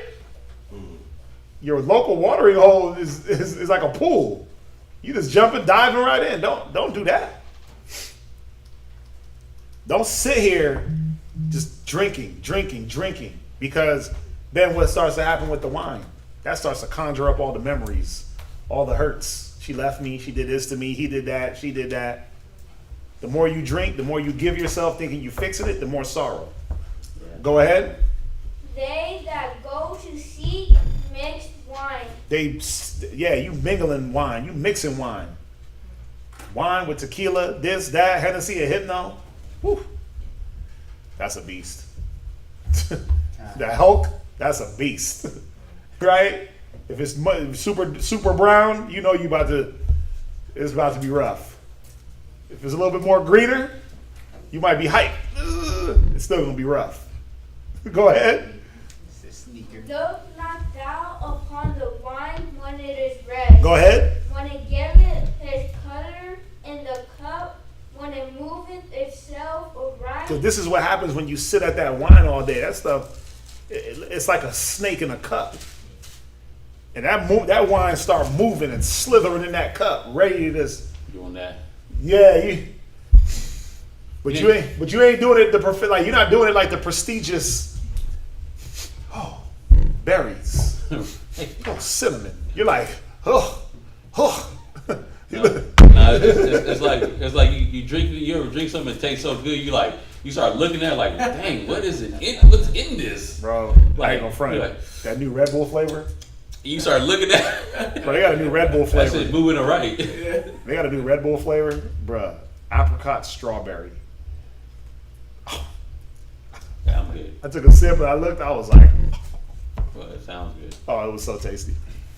The kids were like, what is that? I was like, heaven in a can, baby. Heaven in a can. A slice of heaven, right? But that's what happened with the wine. You look at you like, damn. What is this? What is this? The Four Locos? Those were killers when they first came out. They literally killed people. But you like, damn, son. You can get hype and drunk. You can get an energy drink and get faded. You just madness. But it's like a snake because it's trying to bite. Go ahead, read on. At the last, it biteth like a serpent. Yeah, because why? You didn't have the wisdom to cut that off. Cut that head of that snake off and say, you know what? Damn, this bottle is getting too real. I'm drowning here. Let me back up off this. I don't need another. Nope, I don't need it. I'm done. Cut me off. Right? The bartender's trying to cut you off. You're like, nah, I'm good. Give me more. Let me get another. But at the end, see, it's at the end. When it's all done, it's settling and it's swirling. You like, ooh. And that thing, we all know. We know the feeling. That belly is burning. You like a pot steaming. What's that? So, man, I haven't felt that way in a long time. I gained wisdom, though, on that. God. I don't want to. You don't want that feeling. Hell. Because it's not just the feeling that you feel, but what do the others around you feel? What are they seeing? When we get like that, when we let the liquor inflame us, and when we get around people and we give ourselves to the wine and We don't use wisdom. What are the other people? What are our ribs looking at? What are our children looking at? What's your husband looking at? You just sloppy ass drunk, talking, babbling like it said, eyes red, looking like you just smoked a blunt, just looking crazy, talking crazy. Nobody wants to be around that. And the smell, liquor is bad. Come on, man, it smells bad. Let's be real. There ain't no good smelling liquor. Yeah, and then it's crazy like that when it's coming out of your pores. Oof. Everyone smells it on you, but you don't know it. You don't smell it on you, but it's just seeping through your pores. There's not enough Egyptian musk in the world to cover up when your pores are leaking. We had a brother that was like that. Mm-hmm. Brother didn't drink for a month, and he just smelled like straight liquor. Didn't it smell like gin? No, it just smelled like... You just smell like a bum, old- like a wino. Yeah. You ever get next to like a bum that ain't bathed in a long time, and you can smell that liquor coming off them? That's what his pores smelled like. Brother was young. Young and handsome. But he smelled like a wino. It's like, you been drinking? He's like, I haven't drank in 3 weeks. Like, damn. So either you got a kidney deficiency, because your kidney's supposed to filter all that. Kidney deficiency, or something else is going on where your body is holding on to that smell. But think about it. When you tarry long at the wine, and you sit there and you let your body just absorb into the bottle, that's what's going to happen. It becomes a part of you. And again, no oils in the world. Not no Egyptian musk, not no frankincense and myrrh, not no cologne green, right? Maybe cologne green. Not no chance blue, none of that could cover that up. Because it's coming out of you. It's coming out the pores. Right? Where we at? Read verse 33. Verse 33. Right? Thine eyes shall behold strange women. Or trannies. Yep. Your eyes will behold strange women or transsexuals. Because you won't be able to tell the difference. Why? Because you got beer goggles. You got the liquor in you. You like, oh my, I got the courage. I'm about to go holler at that. That's what it is. It's a that. It's a they. It's a them. It's a them. That's a ock. You're like, what? No, brother. She's fine. Nah, bro. That's a men's. Like, that's a tall drink of water right there. Hell yeah. I'm about to climb that tree. That's an Amazonian. And you like, oh, that's a damn man. Shallow hell. Yeah, bro. You get caught up, man. You get caught up thinking like, oh, because why? You let the wine dictate your sight, your eyesight. You let the wine dictate your eyesight. You don't let wisdom help you to discern. Wine is not a discerner. Read on. And thine heart shall utter perverse things. And then you start speaking crazy. Read. Yea, thou shalt be as he that lieth down in the midst of the sea. Because now you faded. You went way past the limit. You ever lay on a waterbed and the waterbed just be like, right? Think about it when you ever get that drunken feeling where you lay down and you swirling and you got to just like catch yourself. That's not what you want, but that's what it's talking about. We're not supposed to be getting to that point, man, where you lay down and you just swirling and you got to reach out to grab something to steady yourself. Hell nah, that's bad. You went, huh? You get up too fast. You get down up too fast, you lay down, but the point is, if you're drinking and you're feeling like you're in a damn ocean, there's a problem. Go ahead. Or as he that lieth upon the top of a mast. Go ahead. Go to Proverbs 23 and verse 20. Proverbs 23 and verse 20. Proverbs chapter 23, verse 20. It's non-alcoholic, but I don't try to drink the entire bottle. My young customers use it with vodka. What is it? My dad tried. Oh, he tried to school me. Yeah, at least somebody tried to school you. Nobody schooled me. I had to learn the hard way. God. I had to get faded off the wrong stuff and despise liquor for years. Right? I had to learn the hard way even in my old age with bad knees and dried up bones. That's what alcohol does. Nobody tells you that. Like, oh, it's going to dry you out. There was one point in my life I would drink one beer and I'd be so dehydrated I couldn't move. And I'm like, what the hell's going on here? It would zap the liquid out of me, but I wasn't drinking enough water. My lips would get dry. Stool would get dry. Can't go to the restroom. One beer. One. Be so dry. But guess what? These other ones will get me hydrated.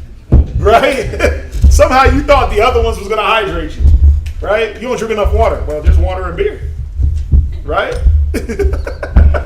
I'm trying to, man, listen. I got stories, man. Go ahead. Proverbs 23 and 20. Proverbs chapter 23, verse 20. Right? Be not among winebibbers. Right?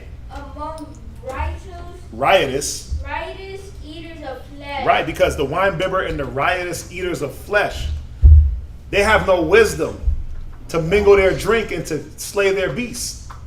So they're just eating riotously and drinking riotously. Oh, it's there, let me eat it. What is it? I don't know, it tastes like chicken. Oh, it's there, let me drink it. What is it? I don't know, it tastes like Corona. Like, damn, you just going, I don't know, it tastes like liquor. What liquor is it? I don't know. Yep. We'll find out later if I vomit or not. You know what I'm saying? Like, that's how some people's mentality is. Man, drink this. What is it? Just taste it. Oh, okay, cool. Go ahead. For the drunkard and the glutton shall come to poverty. See, they don't tell us that the drunken and the glutton will come to poverty. That you'll be broke as hell and homeless, still trying to chase liquor. Talk about, I ain't gonna lie, I just need a beer. I ain't gonna lie, I'm just hungry.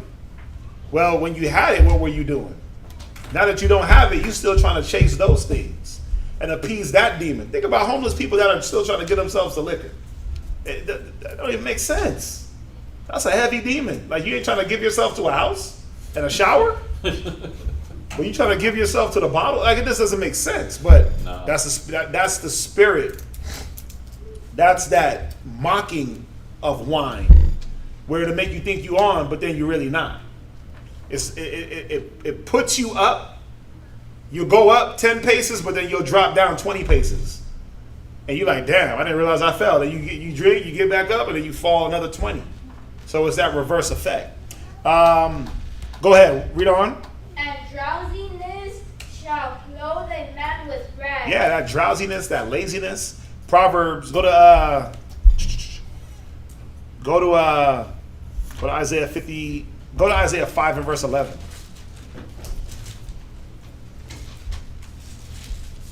Go to Isaiah 5 and 11.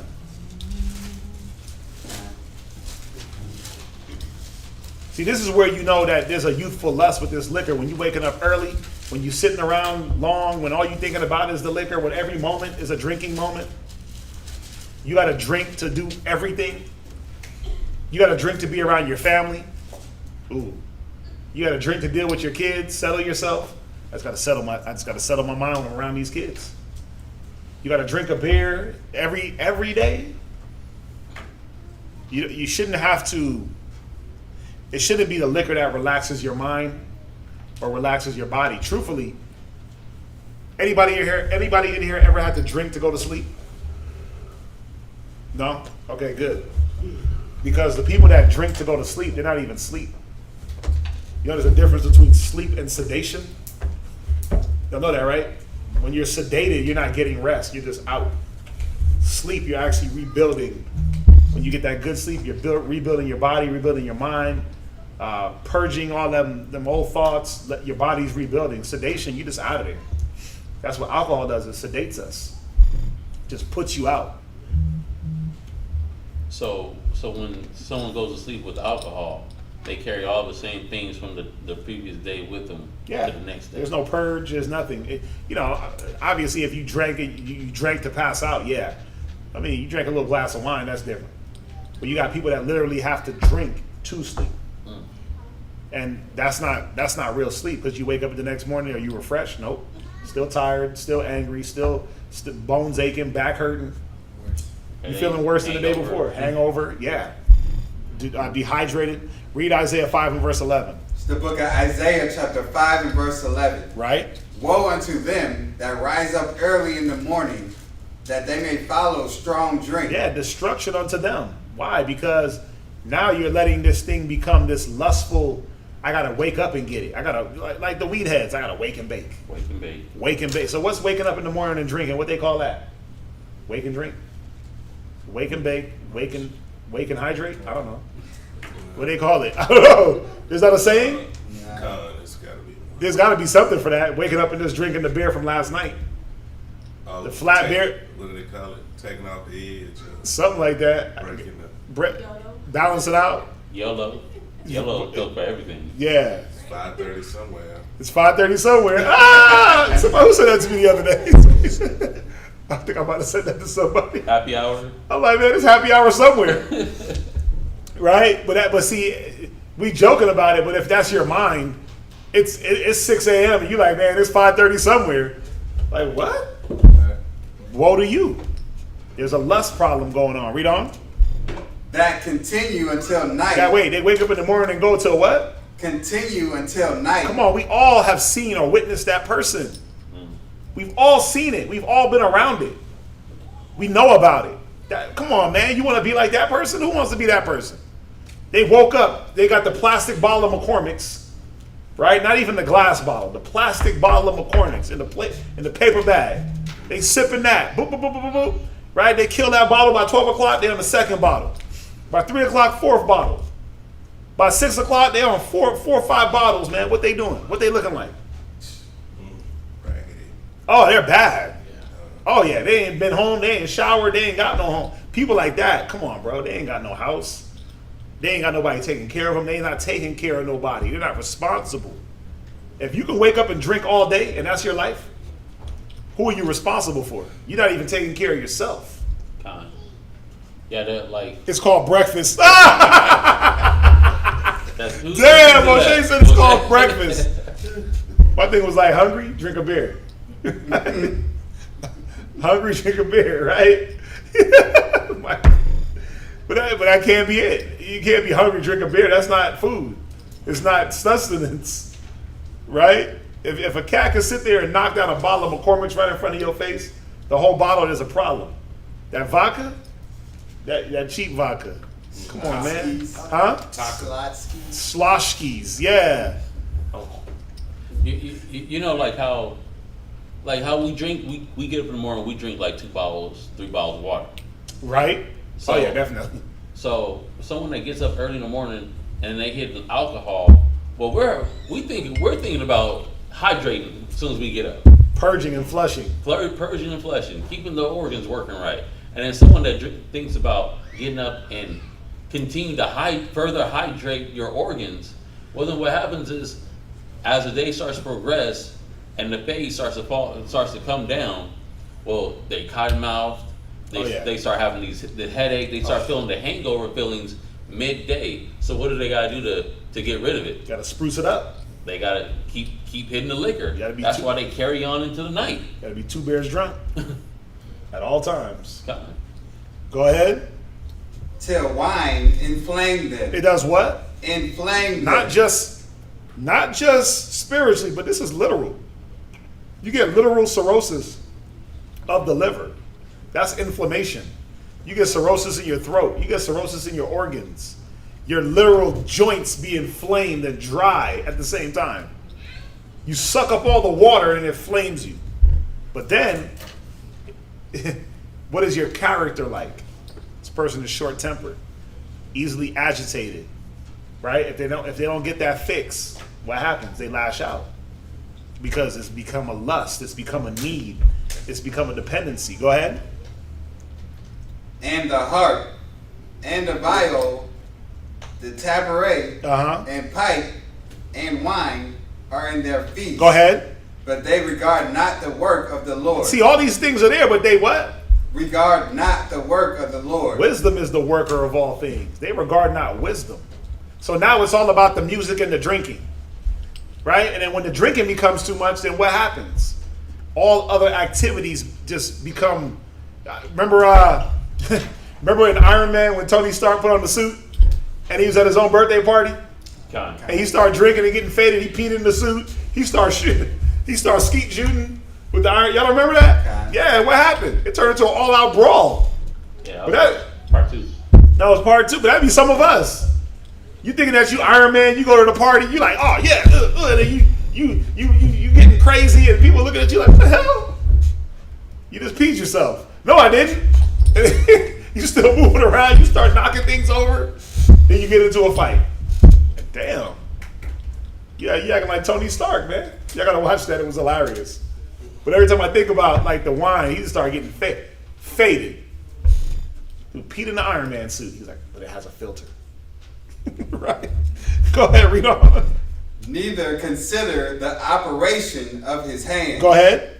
Therefore, my people are gone into captivity. See, this is why we go into physical and we stay in mental captivities. This is why you're captive to that bottle. This is why it's a lust. Because now you're captivated. You're prisoner of the liquor. Go ahead.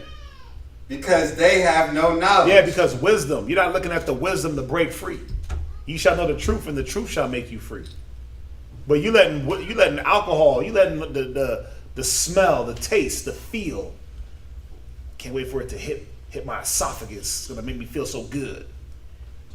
Right? You waiting for that and not seeing like, damn, I'm a prisoner to this. Go ahead. And their honorable men are famished. Go ahead. And their multitude dried up with thirst. Hey, but you've been drinking. How you thirsty? You dried up with thirst, but you've been drinking. Because alcohol is a mocker. You be, oh man, I'm drinking, but you drying up. You dried up spiritually, you dried up physically. Go ahead. Therefore, hell have enlarged herself. Go ahead. And opened her mouth without measure. Go ahead. And their glory, and their multitude, and their pomp, and he that rejoiceth shall descend into it. Isaiah 28 and verse 7. Isaiah 28:7. Somebody else give me Ecclesiasticus 31:25. The book of Isaiah, chapter 28, verse 7. But they also have erred through wine. Go ahead. And through strong drink. This is what wine is meant to do if not applied in your life correctly. Just pull it towards you. Go ahead. Go ahead. And through strong drink are out of the way. They are what? Are out of the way. They are out of the way. Go ahead. Out of the way of what? Out of the way of what? Out of the way of wisdom. Out of the way of wisdom, man. That's what the wine will do. If you're a prisoner to it, that's what it's doing. It's pulling you out of the way of the Lord. It's pulling you out of his counsel, out of his wisdom. And it's pulling you to what? It's pulling you to it. It's pulling you to that lust. It's pulling you to that youthful lust. It's pulling you to those mistakes, that folly, that hurt, that pain, physically, mentally, spiritually. It's pulling you to all those things. Go ahead. The priest and the prophet. The what? The priest and the prophet. Anyone is susceptible to this, man. Go ahead. Have erred through strong drink. Go ahead. They are swallowed up of wine. They are out of the way through strong drink. They err in vision. They stumble in judgment. Ecclesiasticus 31:25. Ecclesiasticus chapter 31 verse 25. Shew not thy valiantness. Show not thy valiantness in wine, for wine hath destroyed many. Go ahead. The furnace proves the edge by dipping. So the furnace proves the edge by dipping. But when you dip into that bottle and you're a proud man, guess what it's going to do? It's going to reveal you. It said the proud, not the wise. Because the wise know I can only dip so much. I'm only dip a pinky in. Right? The proud is like, oh, I got this. 17 shots. That's nothing. I'll drink you under. Remember? I'll drink you under the table. Right? Man, I got this, man. Man, listen. I could drink a bottle and not feel it. I was taking fifths to the head. Who glories their shame. Con. You sitting there talking about how much liquor you can drink a fifth of vodka and not feel it, but you go home and you feel it, or you barely make it home, or you getting locked up. It's like, damn, how many DUIs you got? 4? Oh, okay. So I see how drinking that fifth is doing for you. It's doing you real well. Right? Go ahead. Verse 27. Yep. Wine is as good as life to a man. Wine is as good as life to a man. Read. If it be drunk moderately. Right. Temperance, wisdom. If you use it in wisdom. Go ahead. What life is then to a man that is without wine. Right. For it was made to make men glad. Go ahead. Wine measurably drunk and in season bringeth gladness of the heart. That's what it's supposed to do. If done responsibly. Go ahead. And cheerfulness of the mind. Go ahead. But wine drunken with excess makes it. See, when you do something in excess, you're lusting. When you do something with excess, you have no temperance and no wisdom. You have no experience. Or you're not recalling the bad experience from the past. So wine in excess, go ahead. Make it bitterness of the mind. It does what? Make it bitterness of the mind. Come on, man. We know those people. Bitter as hell. You don't want to be, you can't stand to be around them. And the only time they are good is when they get that first little snort. Right? They get that first little swallow. They like, ha ha ha. Then as they keep hitting, they like, you like, ooh, let me get away from this person because they're about to blow up. Go ahead. With brawling and quarreling. Yep, read. Drunkenness increases the rage of a fool. Of a wise man? Of a fool. Of a wise man? Of a fool. See, a wise man don't get drunk. He ain't walking around in drunkenness. He'll drink. But man, I'm faded, son. Nah. Wise people don't get drunk. They're not getting drunk, bro. We're not supposed to be out in these streets getting drunk. We're not supposed to sit at home and get drunk. You know why? What if you ever think about, man, I'm sitting here and I'm getting faded, I'm giving myself to the wine, and something happens and I need to be on guard? I always think about that. I always think about, man, I got to be on guard. Or if I'm drinking and somebody calls me for counsel, I can't be counseling people faded. Can't be counseling people drunk. You know what I mean? I got to always consider those things because I don't want to slip up in my speech or give the wrong interpretation or understanding of something because the liquor got me moving a certain way or acting a certain way. So those are the things I got to consider, but we got to all consider the same things. That what? If you're all part of the body, at any time the body might be, whatever part might be needed, right? We got so much crap going on. Well, it's just like the other day when me, you, and Yashkar were just hanging out after the mall, and there was an incident, a car accident with my rib, and we had to swoop over there. If we was all sloppy, drunk, baited, we would have crashed right along with them. Yep. Before even getting there, it'd be 3 crashes. Yep. I mean, you got to consider these things before you start giving yourself to the wine. When Solomon gave himself, he had wisdom to not give himself completely. That's the difference. Go ahead, read on. Of a fool till he offends. Till he what? Till he offends. Think about it. How many offenses have you caused drinking? That's something for you to ponder on. How many times have you offended or caused an offense with your drunkenness or just with your drinking? Go ahead. It diminishes strength and it does what? Diminishes strength. What about that liquid courage? I thought you got that liquid courage. I thought that Hulk supposed to make you strong. It says liquor does what? It diminishes strength. It diminishes your strength, man. Yeah, you might be strong in the moment, but in the long run, whew. Think about it, man. Just go look at an alcoholic. Look at an alcoholic. Their strength. They 30, they look 50. Right? Them young teens that start drinking at 12, 13, 19, you looking 50. It's like, you only 19, you got gray hair, you balding. It's like, man, what's up? I'm just stressed out. Stressed out from what?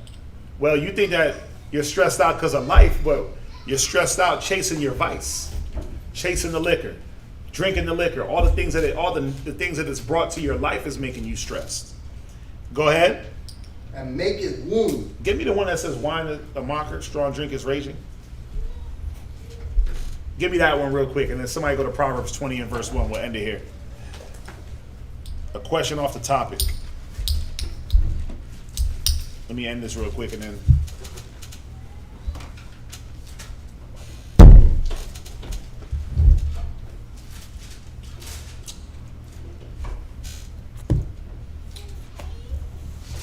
Who got that one? Wine is a mocker. Strong drink is raging. Proverbs 21.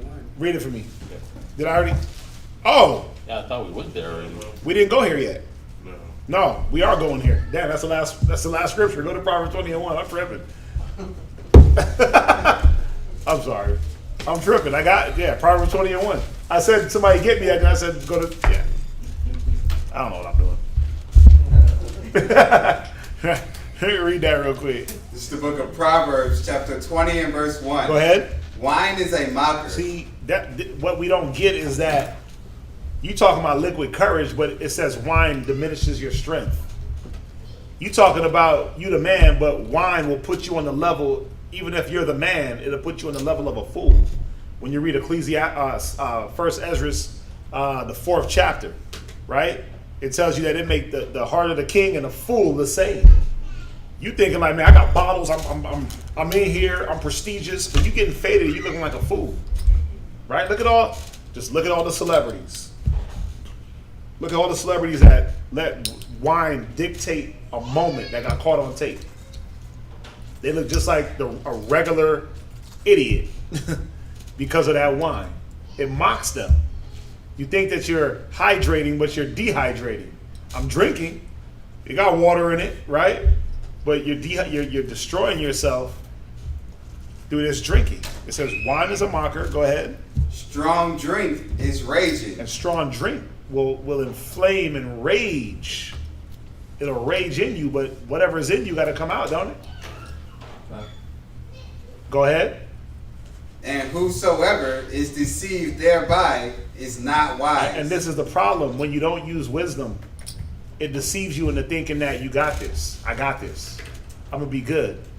Just one more shot. I got this. I'm going to make it home. I'm going to wake up tomorrow morning. I'm going to be good. Whoever is deceived, because that's what liquor is. That's what wine is. It's it's an evil deceiver. Nobody told you about the deception. See, nobody sat you down and schooled you like, yeah, she gonna deceive you. He gonna deceive you. When you take one shot, guess what he gonna do? Gonna leave you high and dry. Coming back for more. When you take one shot, what's she gonna do? She gonna empty your pockets. Nobody told you about that. So, we'll end it there. Any questions? What was the title of the last point? The last point was lacking wisdom keeps the youthful lust going. Sean Presley had a question. Real quick. I had a question off the topic. I know that we're supposed to try and get circumcised if we're not. But will people with tattoos be damned? Or will they receive the new body as long as they're in the truth? Yeah, tattoos are not the end all be all. Right?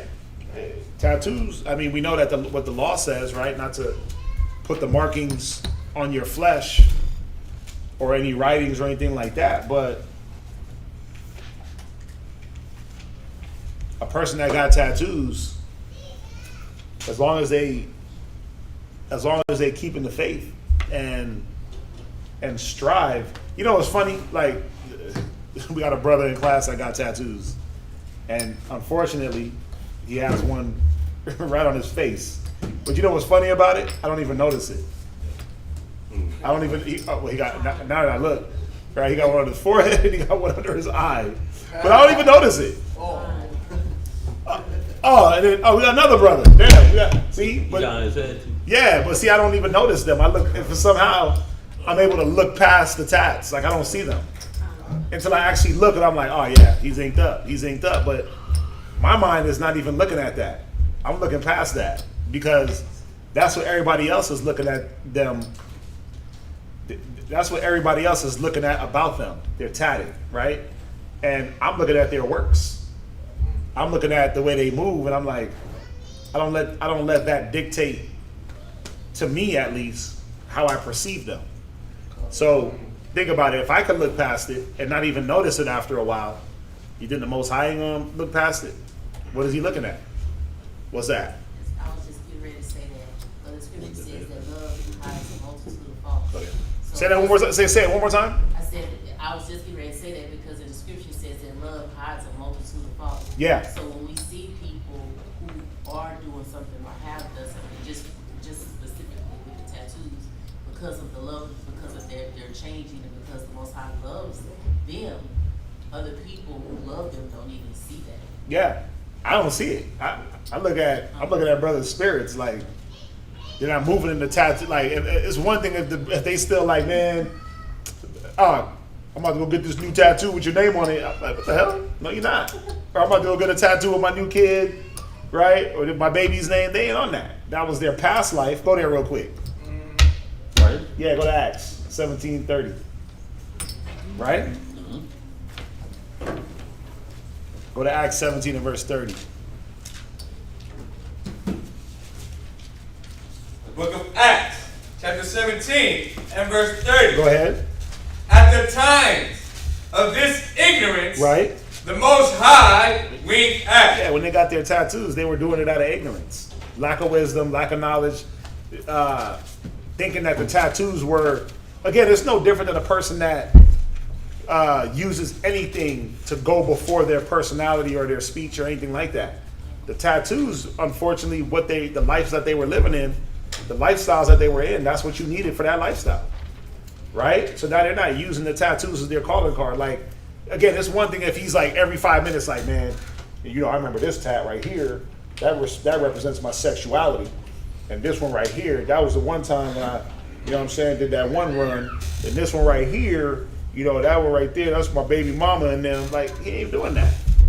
They're not doing that. They're not glorying in the past.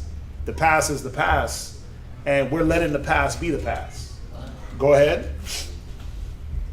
But now commandeth all men everywhere to repent. Right, so they know now they can't get tattoos. There ain't no touch-ups. There ain't none of that. Right? Let me go get the ink redone. Done. Hell nah. It's fading. Let that joint fade. You know what I'm saying? Ain't no touching up. Let that joint fade out, because that's what'll happen. It'll fade. But really, what's making it fade is their works, their mentality. They're not glorying in the past. And so, again, in my eyes, I gotta look to see it. Like, I gotta really notice it now. You see what I'm saying? Go ahead. That's it. Go from there, because he asks about a new body. Or will they receive a new body as long as they're... Yeah, I mean, they have to, because remember, the things that are going to enter into the kingdom, we're not going to be tatted up in the kingdom. Right? So, go to where it says, what is that, Revelations 21? And heard all things without being... Where it says... all things are passed away. Oh, here it is. For the former things are passed away. Yeah, Revelation 21 and 4. Read that. Revelation chapter 21, verse 4. And God shall wipe away all tears from their eyes. Right. And there shall be no more death. Go ahead. Neither sorrow nor crying. Neither shall there be any more pain, for the former things are passed away. Yeah, that former body that brought all that pain and destruction and sorrow and hurt, that's going to be passed away. Remember, he said it in the twinkling of an eye. We're going to be changed, the immortal, right? Go there real quick.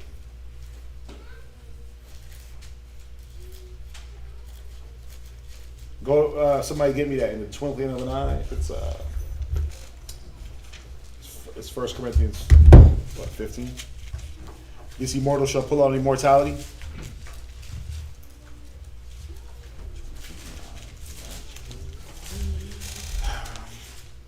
Oh, you're thinking about? Oh, yeah. You're right. This is 1 Corinthians chapter 15. 15 and verse 51. 1 Corinthians 15 and 51. Read that. 1 Corinthians chapter 15, verse 51. Go ahead. Behold, I show you a mystery. Go ahead. We shall not all sleep. Read. But we shall all be changed. Yeah, think about it. Not everybody's going to be dead when Christ comes. Right? You're going to have people that's still going to be alive fighting. And yeah, some of them going to have tattoos. Some are going to have pains and scars and all different things, piercings in weird places, and just all types of reminders of the old life. Memories. Right? Think about getting your mind erased, the memories. Right? He said we're going to all be changed. Go ahead. In a moment. Right? In the twinkling of an eye. Go ahead. At the last trump. Right? For the trumpet shall sound. Go ahead. And the dead shall be raised incorruptible, and we shall be changed. They're going to be raised incorruptible. What corrupts us? The flesh. Our mentality. Those things corrupt us. Even if you strive for all complete purity, it says our righteousness is like filthy rags.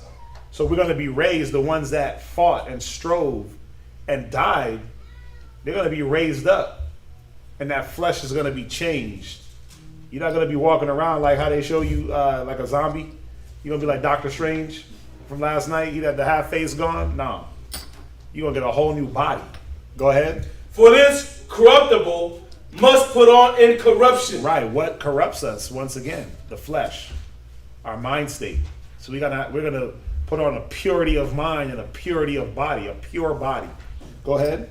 And this mortal must put on immortality. I mean, what makes us more mortal than the flesh? What makes us more mortal than the flesh that breaks down? Go ahead. So when this corruptible shall have put on incorruption, and this mortal shall have put on immortality, then shall be brought to pass the saying that is written, death is swallowed up in victory. Right, because what brings us to death? Is it not the flesh? Because the flesh brings us to sin, which in turn brings us to death. But if there's no flesh that is corrupted, then there is no death. That's how you swallow it up. That's how Christ, it said he defeated death. He got the keys to death and hell. Why? Because he didn't sin. So, hopefully you got that. Oh, you said thank you. Yeah. So we all got a chance. We got a chance to change it up. As long as they're not going back to that. Anything else? I know we went a little over, but we started late. But if that's it, we thank everybody for joining us. Hopefully you enjoyed the class. Hopefully we got something from it. Remember, if you'd like to help out in any way, if you want to vow a vow to help out the school, think of a number. And stick to that vow. All right? With that, we'd like to thank y'all for joining us. Let's say shalom to everybody online. Shalom.